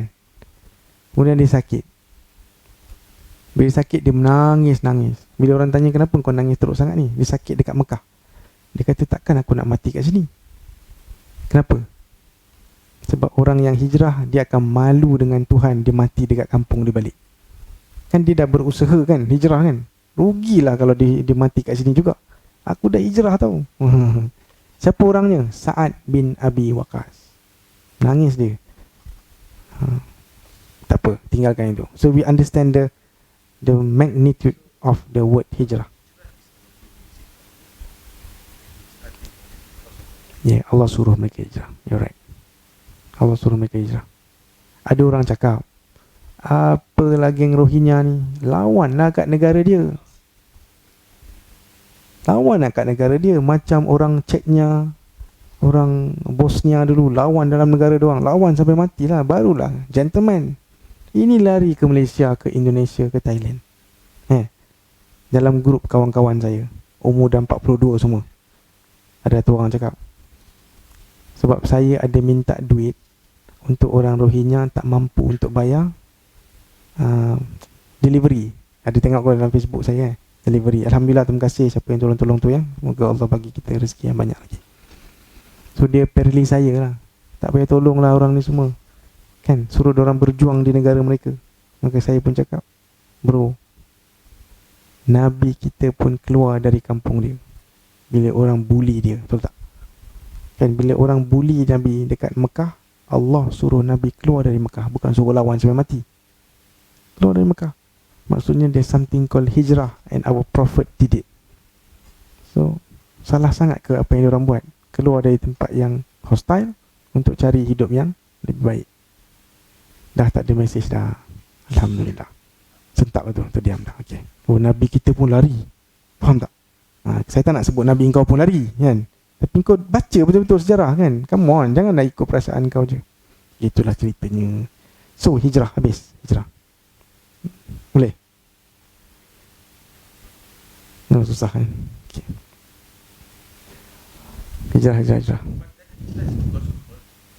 Which one? Yeah, they are being killed lah. Actually, a group of Rohingya people already have a military gang untuk lawan kerajaan. Small group. So kerajaan sudah takut dengan orang.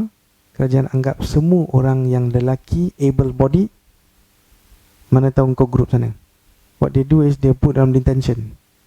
Tangkap semua lelaki muda. Habislah kan. Dan mereka juga dibunuh. Bagi siapa yang lawan-lawan sikit, dia bunuh aja free-free. Akhirnya tak ada hidup lah. Susah lah. Saya pun tak tahulah the whole history lah. Tapi back to where? Sebenarnya tanah Rohingya tu, Arakan they call it, dulu pernah berada dalam pemerintahan raja yang berasal dari Bangladesh. Juga pernah, sebab dulu Bangladesh tak ada Bangladesh, tahu kan? Bangladesh is a concept. Yeah. Dia konsep baru macam 40 tahun, 50 tahun dulu. Dulu semua satu kawasan kan. Ikutlah raja, kau menang kau ambil balik tanah ni, aku menang aku ambil balik. So dia memang sentiasa ada kat tengah-tengah. So pernahlah dia berada di dalam Bangladesh, pemerintahan daripada raja dari sini, pernah juga berada daripada pemerintahan belah sana. So siapa nak jaga dia orang sekarang? Bila dah British dah selesai dengan semua colonization apa semua, dah pecah baik-baik, tinggallah diorang tu di bawah Myanmar. Ni memang. So siapa nak jaga sekarang? Dah bertahun-tahun bawah Myanmar, tiba-tiba memang kata kau semua orang Bangladesh. Pening. Orang Bangladesh cakap kau bukan orang Bangladesh, kau orang Myanmar. Sebab tu diorang kata these are the stateless people. Manusia tanpa negara. Wah, susah Itulah. Dan mereka akan berada kat Malaysia lagi lama lah. Kalau ikutkan teorinya, nobody's gonna take them. Myanmar also not taking. Not taking. Not easy lah Syukur kita jadi orang Malaysia Amin Alhamdulillah. Balik kepada cerita lama.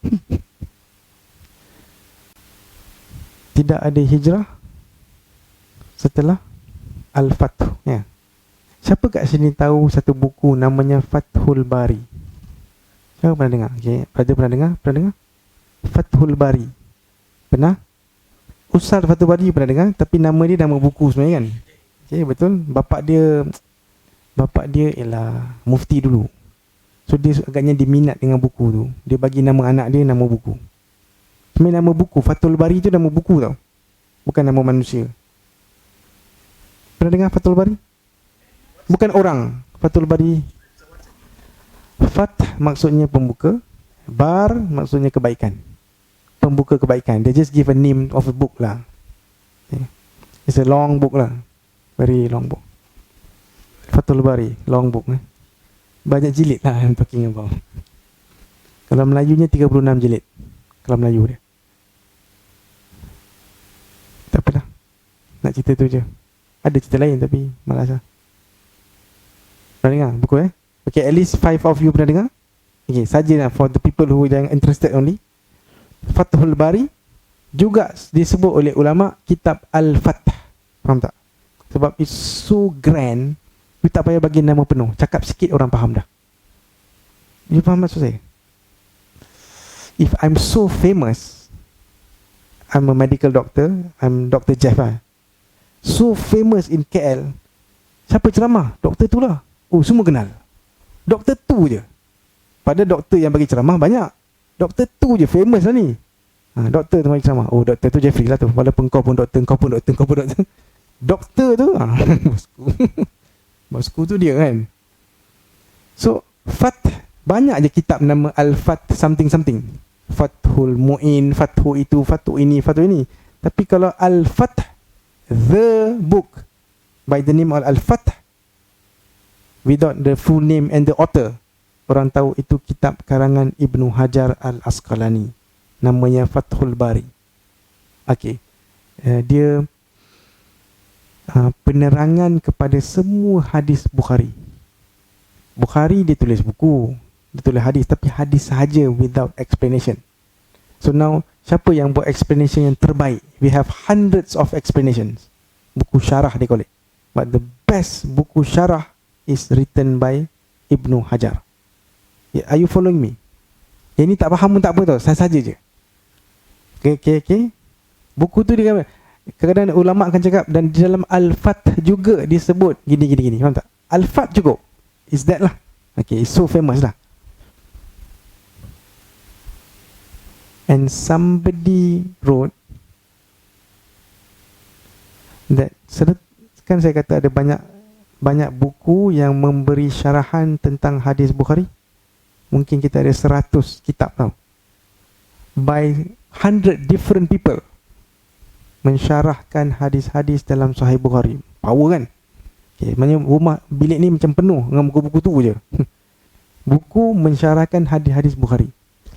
Tapi ada orang tulis just to relate to our story lah. Not very important pun, saja je. Dia kata setelah Ibnu Hajar tulis syarahnya, orang lain tak payah tulis lah. Buang masa. Sebab it's so complete. So complete, easily understandable. Bagus sangat, komprehensif sangat. Kau jangan buang masa nak tulis satu buku tu. Ibnu Hajar dah tutup pintu tu lah. Bukan dia yang tutup, orang lain cakap. Ibnu Hajar. Kerana apa? Kerana la hijrata ba'dal fath. Kerana tak ada hijrah dah lepas Al-Fath ni. Faham cakap saya? Ulama ni guna hadis yang sama nak cakap lepas Al-Fath, which is buku Fathul Bari, tak payah hijrah dah. You tak payah nak cari-cari lagi lah. Maksudnya this is the book. It stops there lah. Saja je nak bagi you some idea about this great book lah. Saya macam tu lah in dalam hadis lah. Tak payah hijrah dah, kau dah ada dah explanation of the book. Sorry lah saya panjang sangat cerita pasal benda ni je kan. Saya rasa benda tu macam menarik lah. Ada orang guna hadis tapi untuk tempat lain. Kan, tidak ada hijrah selepas Al-Fath atau iaitu Fathul Bari. Alright. Bagi siapa yang ada sedikit ilmu mustalah hadis, macam yang ustaz kita ajar, istilah-istilah hadis, dia akan enjoy baca buku macam Fathul Bari tu. Macam, oh ini mursal, oh ini, macam tu lah. The original book is in Arabic, but it's translated into BM English. Okay, dah. Banyak bahasa. Okay, so where are we now?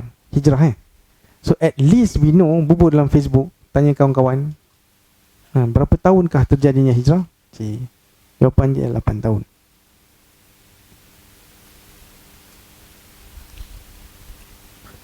Bila Nabi hijrah? Katakan tahun pertama Muharram Safar tu Nabi hijrah. Muharram kan Safar. Betul Boleh bayang tak? Muharram, Safar. Saya kena nyanyi baru saya hafal. Rabiul Awal, Rabiul Akhir, Jamadul Akhir, Rejab, Sya'ban, Ramadan. Stop dulu, stop. Ni tahun pertama tau. Kolom pertama, saya malah lukis ni. Kolom pertama, tahun pertama ni ada Ramadan kan? Ramadan ini mereka start puasa ke? Jawapannya tak. Ramadan ini berlalu begitu saja. Ni Zulqaidah, Zulhijjah, habis Disember. Sambung balik Muharram, tahun 2. Masa Muharram ni Nabi perasan yang ada orang yang tengah happy-happy pada 10 Muharram. Tarikh 10 Muharram, orang Yahudi tengah happy. Yahudi tengah happy. Yahudi kan ramai kat Mekah, Madinah, sorry. So Nabi tanya, kenapa korang macam meraihkan hari ini? Mereka kata, inilah hari di mana Nabi Musa terselamat dari Fir'aun. They call it the Exodus. Passover ke? Exodus lah. Okay. Maksudnya berjaya keluar lah. Kata silap saya lah. Just check balik It is Passover also untuk meraihkan ni, tak tahulah. Hari perayaan tu mungkin dipanggil Passover. Mungkin lah Passover lah. Okay, so tak apa. So Nabi kata kita lagi berhak untuk meraihkan hadis ini, ataupun kita juga berhak meraihkan hari ini. Maka Nabi pun cakap kat semua orang, jom kita berpuasa.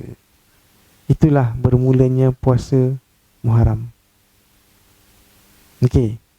Dan Nabi cakap dekat kawan-kawan dia, sebab ini dah siang dah ni. Kira maknanya bukan start daripada subuh lah. Dah siang baru Nabi sedar. Nabi kata siapa yang dah makan, berhenti makan. Kita puasa sampai ke Maghrib lah. Maka mereka semua wajib puasa bulan Muharram 1. 10 bulan Muharram. Okay. Yes. Siapa yang dah makan pun berhenti. That is a wajib thing lah. Everybody take it as a wajib lah. Muharram. Habis Muharram, Safar, Rabiul Awal, Rabiul Akhir.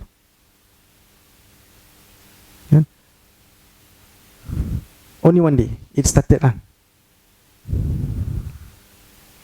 Rejab, Sya'ban, turunlah ayat Syahrul Ramadan alladhi unzila fihil Quran. Dan pasal puasa tu, pasal ayat tentang puasa kan. Maka masa itulah puasa Ramadan pula jadi wajib pada tahun 2 Hijrah. Kan dah cakap dah 1 Ramadan dah clear dah. Kena lukis juga ni. Mula tangan ni tak ada. Soalannya pasal 1 Ramadan. Tak. Mengikut riwayatnya dia turun masa Sya'ban. That means maybe a few days before Ramadan to start. Okay, boleh So kolom pertama tu 1 Hijrah. Habis 2 Hijrah.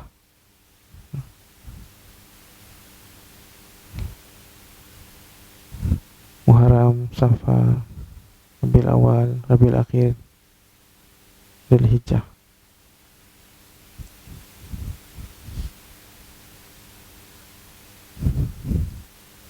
Boleh Di sini tak ada puasa Ramadan. Di sini baru start puasa Ramadan. Dan nanti tahun 17 Hijrah, 17 hari bulan Ramadan, ada pula satu isu. Isu dia apa? Isu dia ialah Nabi nak pergi nuzul Quran Nabi nak pergi intercept satu caravan dari Syria nak turun bawah. Tahu tak intercept caravan? Tak dengar? Tak dengar ke FB live saya? Selama ni saya buat penat-penat sampai saya tertidur semua. Tak dengar? Tak dengar. Bukan guna ni pasal inilah Badar. This is the Badar tahun 2. Acah-acah kan? Itu yang berlaku. Jadi Ramadan kat sini sebenarnya beberapa bulan sebelum ni, dalam 4 bulan sebelum ni, Rabiul Awal ke Rabiul Akhir, Nabi nak pergi intercept. Macam mana saya lukis Semenanjung Arab sekarang ni? Dah lama sangat tak lukis. Macam ni ke bang? Teruknya saya punya. Saya salah ni. Betul ke? Macam ni? Saya boleh lupa lama sangat bengkak sikit lah. Tapi dia macam ni Wow, that bad. Mekah Madinah sini kan? Betul lah. Ini semua Hijaz kan? Betul lah. Ni Yaman kan? Betul lah ni. Ni semua ni. Ni semua ada apa? Oman, UAE, Dubai semua ni kat sini ada Qatar sikit kot. Betul ke? Kalau tak silap Qatar kat situ kan? Siapa dah pergi Qatar? Saya dah sampai pun tak ingat. Tapi tak apa. Mekah Asia, Madinah Asia. Masa tu Nabi ada kat sini. Syria Asia, Syam. Orang Mekah punya kehidupan ialah rihlatas syita wa saif. Dia mesti mau pergi Syria jual barang, beli barang. Dia mesti nak pergi Yaman beli barang dan jual barang.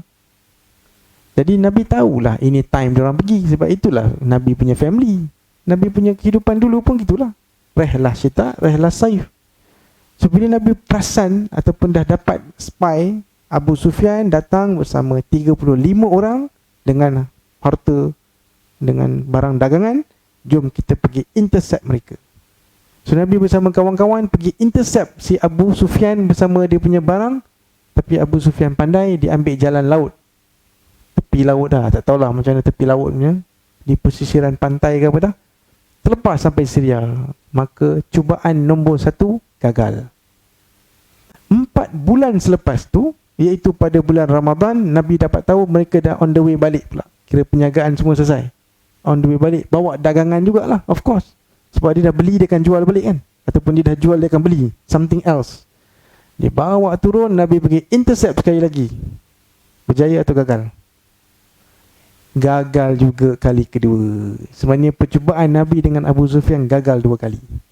Tapi apa yang berlaku? Saya besarkan sikit Semenanjung Arab ni. Kalau kita faham peperangan pertama, insya-Allah kita boleh jawab peperangan apa pun. Sebab orang suka cakap apa? Korang ni suka berperang. Orang Islam suka berperang Okey, ini jawapan dia mungkinlah. Tengoklah kalau puas hati kita dengan jawapan ni. Ni Mekah, ni Madinah. Ni Mekah. Bila geng Abu Sufyan untuk kali kedua ni daripada Syria lepas juga on the way sini, Nabi pun kejar lah dia. Sebab nampak jejak kan, kejar. Tapi Abu Sufyan sudah hantar maklumat kepada Mekah, oi, habis barang kita semua, Muhammad dah ambil. Yes, itulah cara nak bagi orang semangat. Kalau kau cakap, weh, aku ingat aku rasa ada orang nak ikut lah, faham tak? Rasa macam orang mengekori kita lah. Itu orang tak ada apa-apa pun. Kau kena bagi maksimum. Matilah kita, barang kau semua habis. Jadi marah orang Mekah yang diketuai oleh Abu Jahal.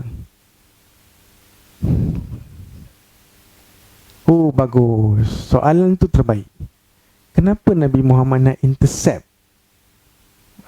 grup Abu Sufyan ni? Macam dia panggil highway robber.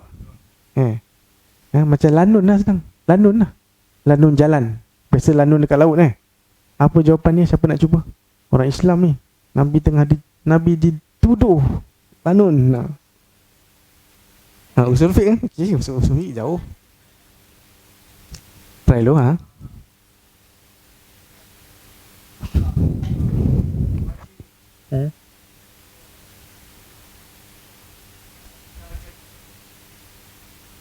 Okay. Nak ambil balik lah apa yang kau dah ambil dari kami. Dengar tak jawapan? Masa mereka hijrah, orang Quraisy sebenarnya banyak menahan orang daripada ambil barang. Tak boleh bawa harta sendiri pun. Nak jalan je ataupun naik unta kau je. So barang-barang tu dikira claim balik lah. Walaupun bukan barang yang betul. Yang dia orang bawa tu bukan barang kita kan. Tapi kita nak balas balik, ambil balik. Okay, itu jawapan satu, which is valid. Lain? Oh, kalau kurang sumber kita boleh masuk dalam mall ambil barang tu. Taliban pun terkejut dengan jawapan ni. Bagus. Bagus. Tak baguslah cubaan tu. Boleh ke balas dendam Sebenarnya balas dendam ialah satu perkara yang halal. Bukan wajib buat. Dan memang dalam dalam level kerajaan, negara, memang kena balas dendam. Sebab kalau kita tak balas perbuatan orang pada negara kita, lama-lama orang akan pijak kita. Sebenarnya negara kita dan negara lain zaman sekarang 2020 masih ada unsur balas dendam. Cuma dalam keadaan yang lebih civilized. Oh, kau tak nak beli kita orang punya minyak kita tak order laptop dari kau.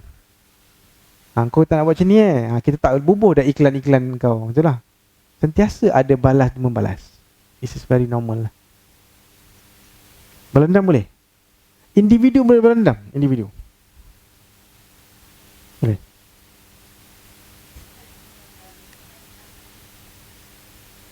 Kalau akak malukan saya, kalau pukul, betul, akak cederakan saya, susahlah saya nak cederakan balik. Tahu tak? Report lah. Tapi kalau unsur-unsur sosial aja, saya malukan akak, boleh balas balik? Berdosa tak balas balik? Itu soalan dia. Boleh? Astaghfirullah. Boleh lah, jawapan dia boleh. Allah. Tak sama je dah. Dosa pula okay. Jawapan dia boleh lah. Memang halal. Dan memang ada sahabat yang membalas perbuatan sahabat lain. Dia balas. Dan dia open, dia cakap sebab engkau buat aku. Ada sahabat angkat tangan doa kat Allah, ya Allah hancurkan dia. Tahu kan? Pernah dengar kat sini? Tak pernah. Sa'ad ibn Abi Waqqas, doa dia makbul. Ada orang fitnah dia, cakap dia buat something. Dia angkat tangan, ya Allah, kau tunjuk kat dia, kau panjangkan umur dia, biar dia cukup tua untuk tahu dia punya asal perbuatan dia. Dan Allah takdirkan dia akan tua yang sangat tua, sampai dia buta, dan dia akan dimalukan di tepi jalan. Sampai orang tanya dia, pakcik, pasal apa pakcik hidup macam ni? Dia kata, ini hasil doa Sa'ad bin Abi Waqqas. Saya bukan kata jom kita semua berdoa atas semua orang lain, betul tak? Tapi ini agama manusia, man. Kan? Takkan Tuhan nak kata, kau sabar je, orang bully kau tak apa, tak apa, terus semayang. Macam lah. Bukan. Jangan. Pada satu orang tak disebut nama dia.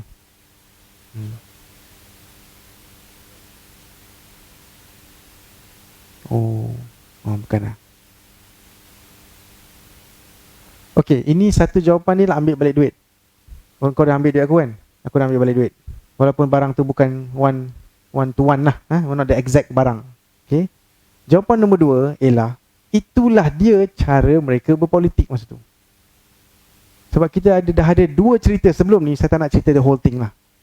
Yang bila kabilah kau punya family Banu something, kau gaduh dengan Banu Haris, aku Banu Haris kononnya, kalau kau lalu kampung aku, siap kau. So, dan memang is diterima. Sampai kabilah kau ni, you do something to me, kawan-kawan kau cakap, jangan, nanti susah kita nak lalu. Kampung dia susah kita nak lalu sebab kita nak pergi travel nanti. So jangan gaduh-gaduh dengan diorang. Okay, itu cara mereka berkonfrontasi zaman tu. Kalau kau lalu, kami akan intercept dan susahkan kau. Okey tak kalau saya katakan itu cara konfrontasi? Okey kan? That's fair, isn't it? Sekarang ni kalau orang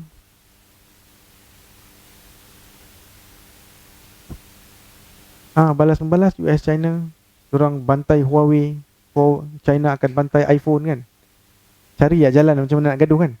Which is normal lah. Ini political punya senario mengikut konteks. Dia takkan sama gaduh dulu dengan gaduh sekarang. Tapi gaduh tetap tak gaduh. How you gaduh is different. Okay. So ini bukanlah ciptaan Nabi. Jom, siapa yang buat kita, maka Allah suruh kita makan dia punya duit ke. Bukan tau. Bukan. Nabi just jadi pemerintah tahun 1 Hijrah. Masa tu itulah dia cara mereka lah. Dan itulah yang terjadi dalam cerita Badar. Tak plan pun nak perang, nak intercept je. Bukan nak bunuh tau. 100 orang nak pergi 30 orang, bagi barang semua. Sorry bos. Bagi barang semua, kau balik, bye-bye. Itu je. Bukan nak bunuh, pang, bukan. Tapi akhirnya tak jumpa 35 orang tu. Kejar. Sini Mekah pula siapkan tentera, bukan untuk menyaga tau. 35 orang ni menyaga. So tak bawa lah baju besi sangat. Mekah punya orang kumpulkan 1000 orang. Ketuanya lah Abu Jahal. Menuju ke atas, tunggu dekat satu tempat namanya Badar. Akhirnya Nabi ada kat sini bersama 300 orang. 1000 orang tunggu kat sini. Nabi pun tak tahu dia tengah berhadapan dengan 1000 orang. Dia ingat ini Abu Sufyan. Akhirnya baru diorang tahu, oh no, ini tentera daripada Mekah. Matilah kita. Geng Abu Sufyan kat mana masa tu? Dah balik rumah dah. Diorang dah loloskan diri, balik rumah, settle. Sementara mereka nak plan untuk balik ke Badar, Badar sudah habis. Dah perang habis, dah kalah dah. 300 orang lawan 1000 orang dalam keadaan yang tak bersedia. Ambil barang. Nak curi lah, boleh lah. Perkataan tu. Nak ambil lah.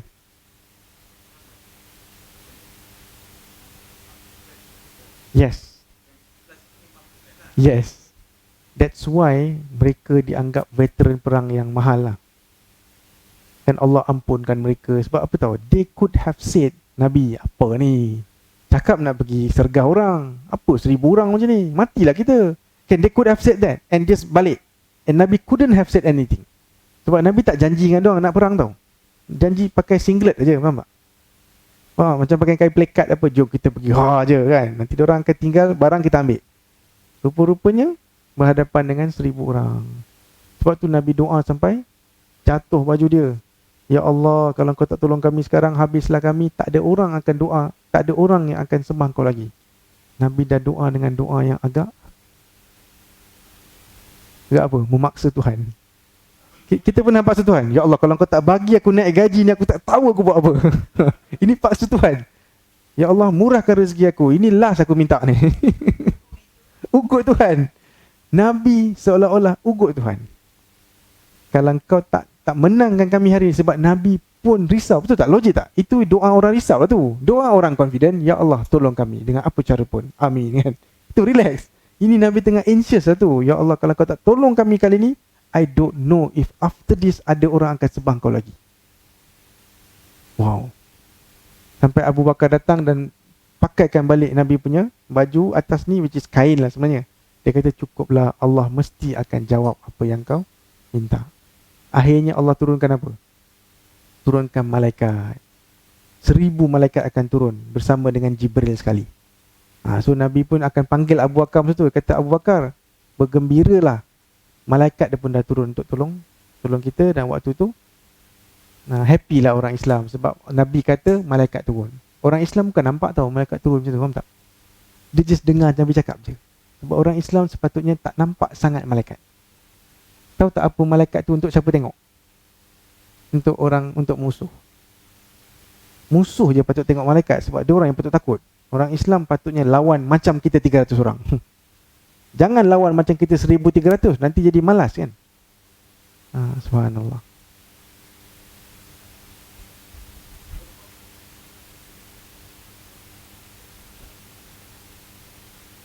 Betul kan? Ada ulama kata bila campurkan semua ayat ni mungkin 1,000 and then 1,000 and 1,000. That means one time datang 1,000 and then they change place ke, they add ke, wallahu alam, not sure. But definitely more than 1,000 lah.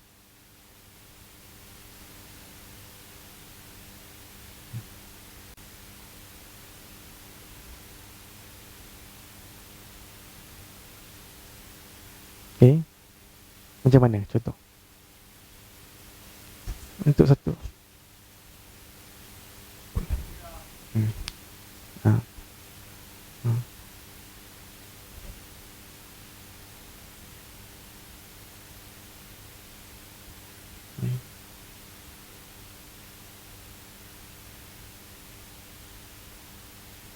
Ya. Boleh lah. Untuk masalah yang lebih besar boleh lah, boleh lah. Cuma taklah clear sangat nampak. Tapi dalam hal kenegaraan, setakat 10 orang mati untuk menjaga negara, it's okay kan, tahu kan? Kan? Tak tahu sebab tak pernah jadi Perdana Menteri kan? Tahu kan? Peperangan ialah Zalim nampak Peperangan ialah bunuh 10 orang, selamatkan 1,000 orang. Itulah peperangan, tu tak? Ada orang datang lawan kita, kita akan letak tentera kita ke depan, dia confirm akan mati kan? Tapi engkau mati tak apa, sebab kita nak selamatkan 30 juta orang. So dalam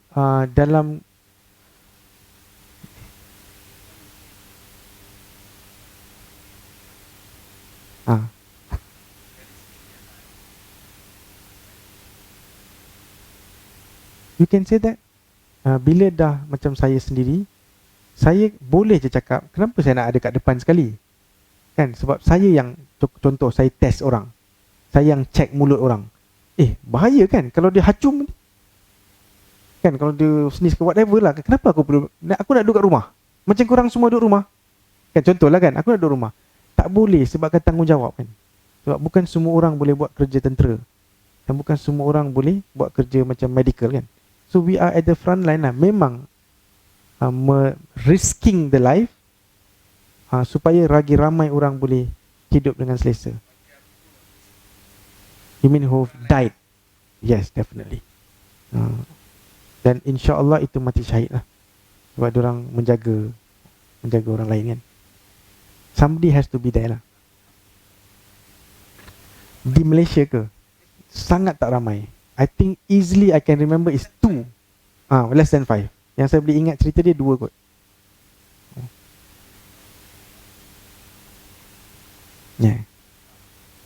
I see. Dia cerita kat orang macam tu. By right shouldn't lah.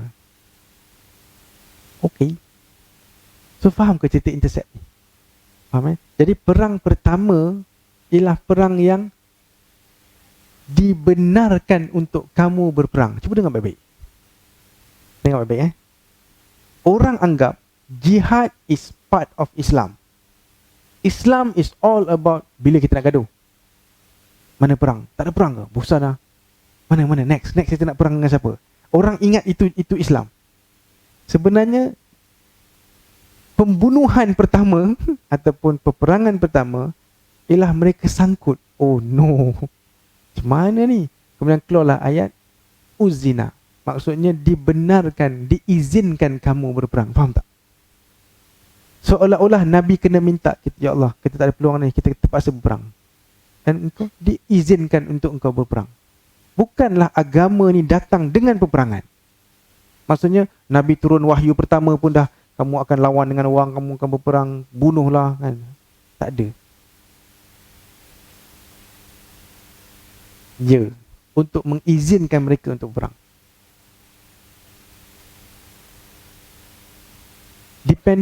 Depending on who's telling the story.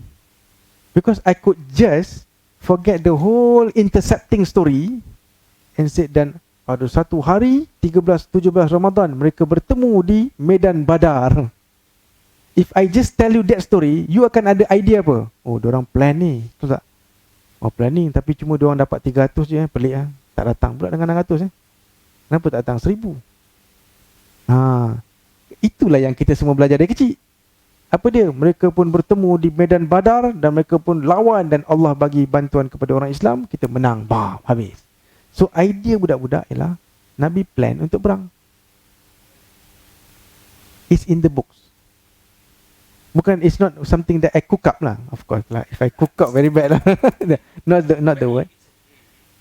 It's in all the books. It's in all the books. Depending if you minat nak faham the whole cerita intricate of the story, or you just tutup cerita, mereka berperang. Yep.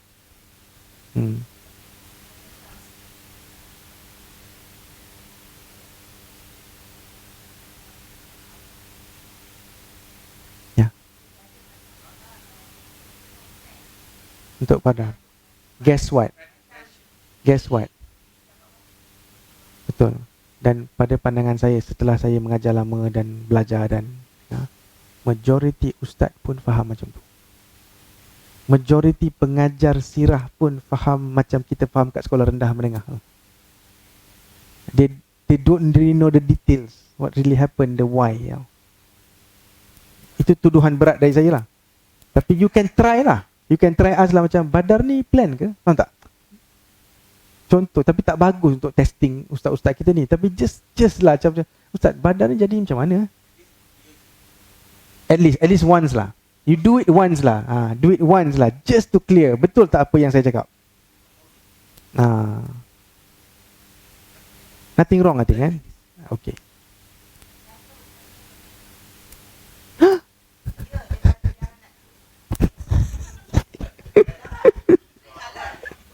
Bukan dia. Ada orang cakap.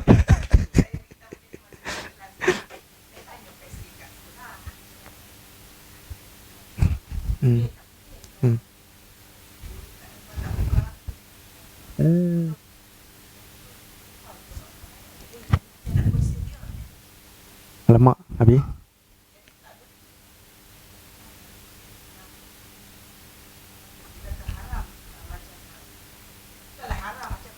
Berdosa kan.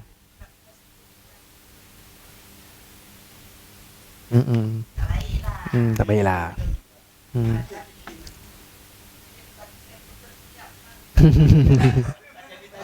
Tak idea. Try sekali lah, taubat lah lepas tu. Berdosa.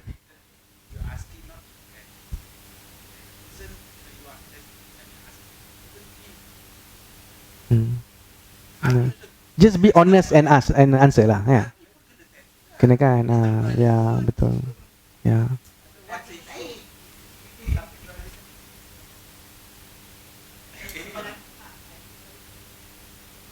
Wow. Kalau boleh tanya, just tanya.